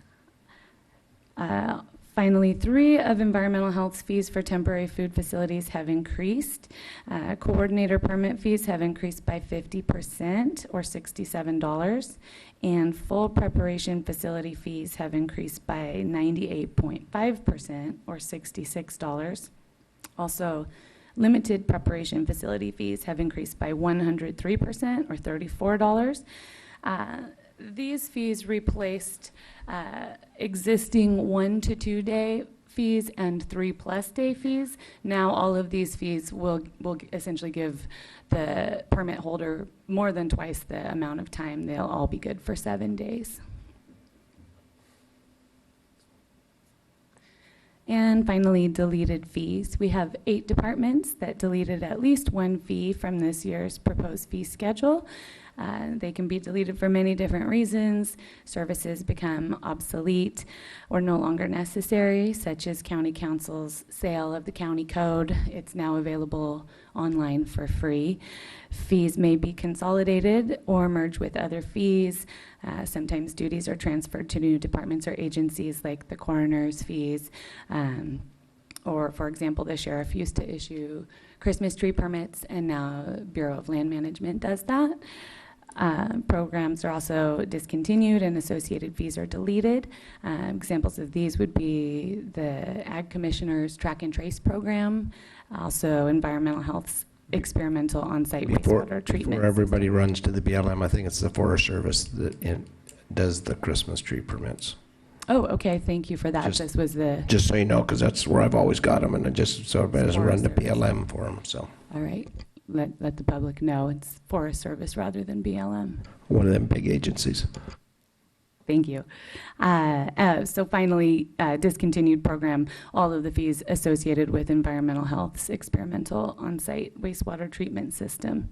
So in total, 34 fees were deleted this year. With that, I would like to thank you all for allowing me the opportunity to present for you today and welcome any comments or questions you might have. There's Phil. Well, thank you very much. I was talking to somebody the other day, and I said, this is just part of the process of government, and we have to make the books balance, et cetera. And there's a lot of detail in there, and thank you very much for your work on it. You're very welcome. Supervisor Wilson. I just want to move this forward. And Second. there you go. Been moved and seconded. The only question, reading this, is there do we inspect and I was looking through everywhere and I'm sure it's there, for needle exchange programs, do we license those in any way or fees for those? Because I noticed we have a wading pool fee for $133 and I don't know how many public wading pools we have, but do we do anything with the needle exchange? No, we do not. So it's just, They're free. Free. no. Okay. I'm glad we got the wading pools. Supervisor Madrone. Thank you, Mr. Chair. Both BLM and the Forest Service provide Christmas tree permits. So I just Thank you. Googled it, so that's what my kids would tell me. Google it, Dad, and find out. Appreciate that. At any rate, I was noticing that the milk can sheets online were blank in our report. Yeah. No, I mean in terms of fees for inspections, online here in our reports, it was blank. The attachment was? Yeah, Okay, thank But you. again, I fully support the motion, and I think we've done a good job. The departments have done a great job of trying to control costs and make sure the county stays whole, but reduce costs where possible. So thank you for your report. You're welcome, and I can provide you with a copy of that. No, it's great. Thanks. It's been moved and seconded. I'll open it up public comment.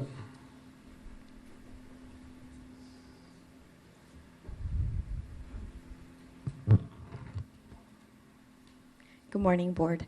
I wanted to use this opportunity to run an idea by you and just gauge your reactions and whether or not this is something you would be supportive of related to the Auditor Controller's fee schedule. There were minimal changes with the actual amounts being charged, but I did want to point out a key difference that will be occurring this year. Historically, the fee schedule for the Auditor Controller has put a fee of $12.80 for every payment or check that we issue or generate. Historically, that charge has not been put to special districts, if that's the right word, meaning we haven't actually charged any special districts for the services we provide on a regular basis. What I would like to do this year is to begin charging for those services as they take up a lot of time and ultimately generate enough revenue to justify an additional staff person that would be focused primarily and solely on servicing special districts. This, of course, might generate some different responses, so I wanted to start here. Well, I haven't actually started here. I've run this idea by certain people, but formally to your board, I would like to say that that is something that I can propose that would identify additional revenue, and if that is not the option, then I really don't have many more opportunities to generate additional revenue because this is not a for-profit business. I can't market accounting services, and short of doing a bake sale, this is all I have left to generate additional revenue. And I would also like to point out that this would be in addition to the $1.2 million that the Auditor Controller already generates through the cost plan and the couple $100,000 that we generate through property tax charges. So I would just like to formally put that on the table for the board, that these charges would now be implemented and spread out to the special districts that we serve. And that would include, a lot of them are the volunteer for, because a lot of the special districts are people that are actually holding bake sales and having fundraisers to pay what minimal fees they have.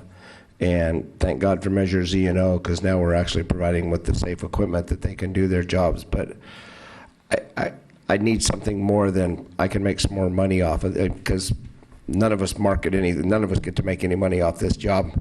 So it's something that's been accepted, and if we're going to go outside the norm, I need a little more breakdown than just asking. I'd like to know how many special districts you're talking about, how many checks you issue, what a repercussion, because I know we get issues where the checks aren't issued in time and there's late fees and everything else. Not your fault. I don't know whose fault it is, but they all have volunteer bookkeepers. They're all pretty much volunteers, and especially on volunteer fire departments, their hours of training have increased over 50% over the last 15 years to cover their to cover so they could get covered by comp. The training has been so emphatic. So I'd like to see a little more breakdown on who's affected, what kind of monies we're talking about.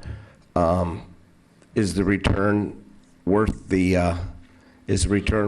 going after our little districts and fire departments that don't have any money anyway? So I personally would like to see a better breakdown of it than just, can I start charging them? So.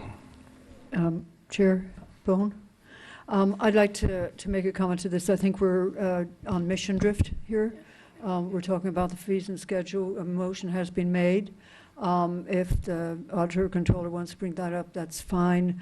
I will point out to your point in terms of my sentiments, I can just let you know right now that the county has offered its support for these people who are giving everything to make their communities safe. So that'll be a difficult one. But anyway, I do think we're out of order right now, so And I'd like to go back. I believe it's not up to our discretion. I think this is a decision. I don't think we are setting the fees. This the auditor controller is evaluating a policy, internal policy to her department as to whether or not to implement it. I think is how I understand it, and I don't think it comes back to us. It's not in our discretion. It's the discretion of the auditor controller to implement that policy as she sees fit. I think. Am I not correct on that? She is an independently elected official. So, not up to us. I think she was asking for our opinion. We can probably do it either here or offline if you'd like to, about whether or not that's something she should do. Well, so since we're having discussion and the auditor controller is here, I'd like some clarification on one of the new fees. It is the property tax direct charge setup cost of $250. And through the chair, could I ask Ms. Paz-Dominguez to fill us in on what that? You certainly can. Thank you. Thank you. Can you repeat the question? So the fee is $250 for a property tax direct charge setup cost. Yes, this would be a brand new setup for, let's say, a district issues a new GO bond, and that new item has to be placed on the tax roll. This fee would only apply to those situations where we're adding something manually to the tax roll. It does not apply to the special districts regularly submitting their charge lists. So this one would be a few and far between situation, but we would like to recoup the cost because it is a significant level of effort to set up a new manual charge on the tax roll. Thank you.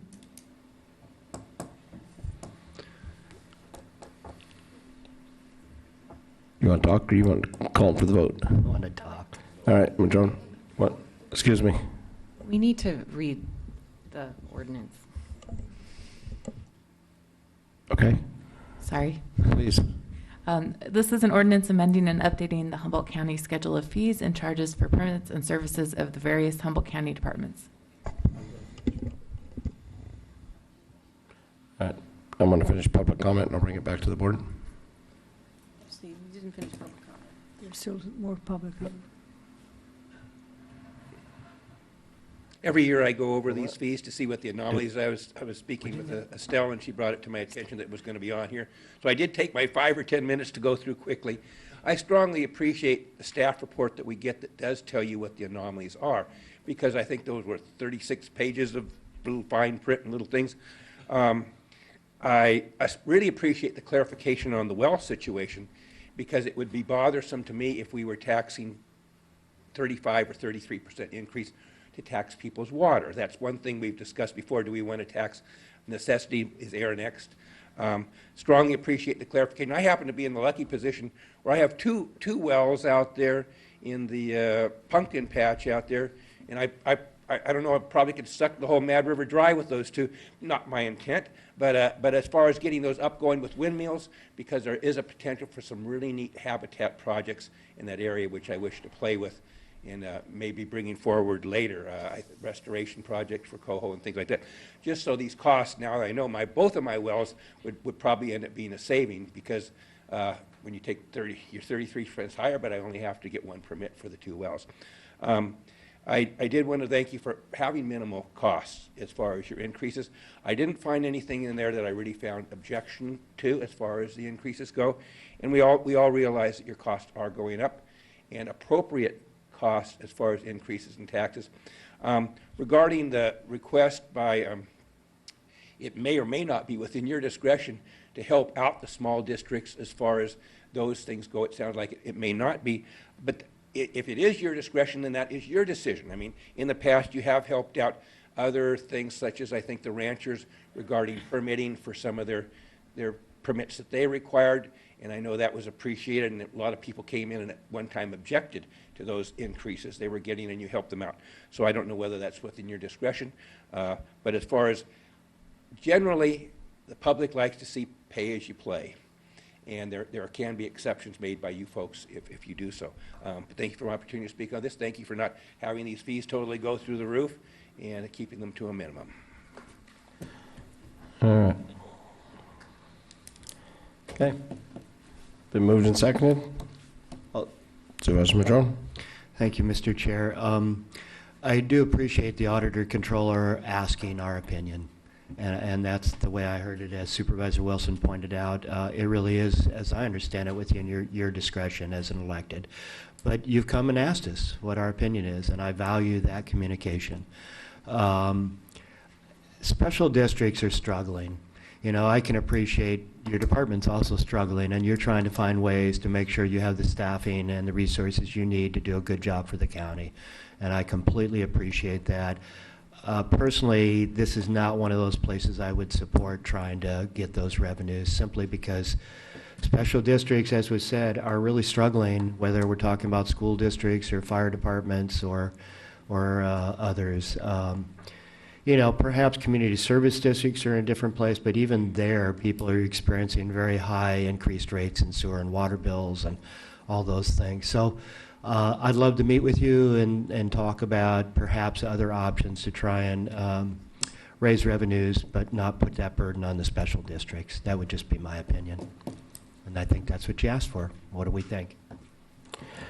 It's been moved and seconded. All those in favor? Aye.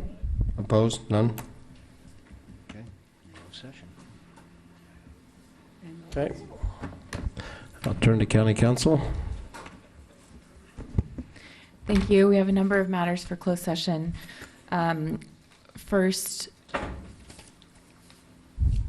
well, we have a number of matters under Government Code Section 54956.9, Subdivision D1, the matter of Jeffrey S. Blank v. Lisa De Matteo, case number DR 190340, Jeffrey S. Blank v. County of Humboldt et al., case number CV 190389, Jeffrey S. Blank v. County of Humboldt et al., case number 1:19-CV-3055.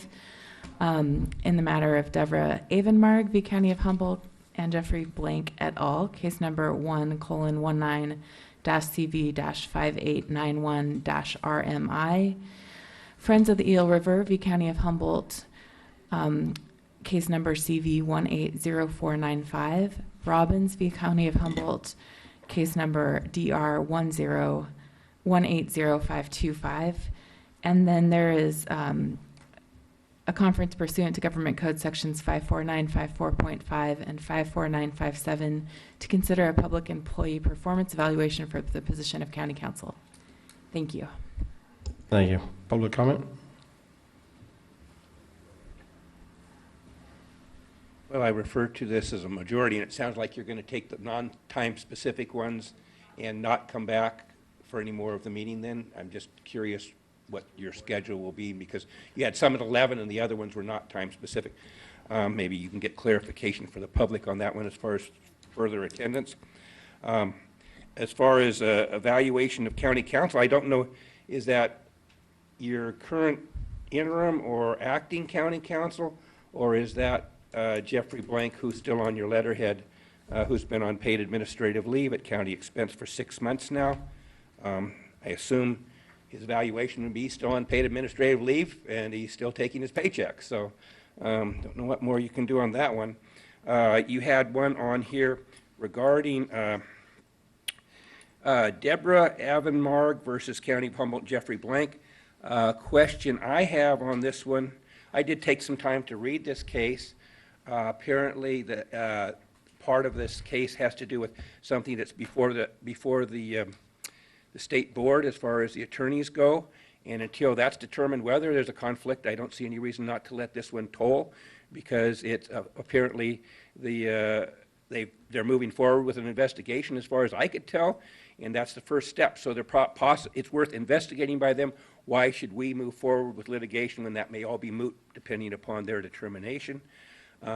Also, in the past, the DiMatteo case, and which Amy was named in also as part of the et al., was defended by the county, appointed a defense on that.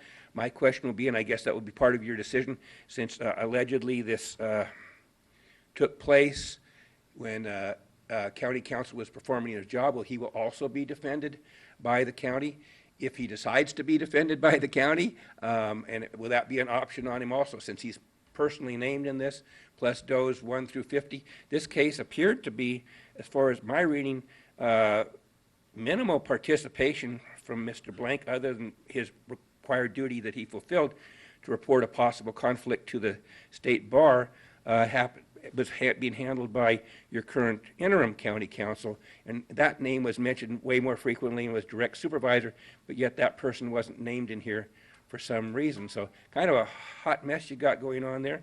I'd grab one of those things and probably try and settle one of those out, find one, pick away at it. Not likely you're going to get a global settlement because it's in different jurisdictions as far as the whistleblower complaint going on here. And I wish you the best of luck on that topic. It'd be nice to at least get one of those lawsuits off the board there if you could. Seeing no other public comment, we'll retire into closed session in 5 minutes, please.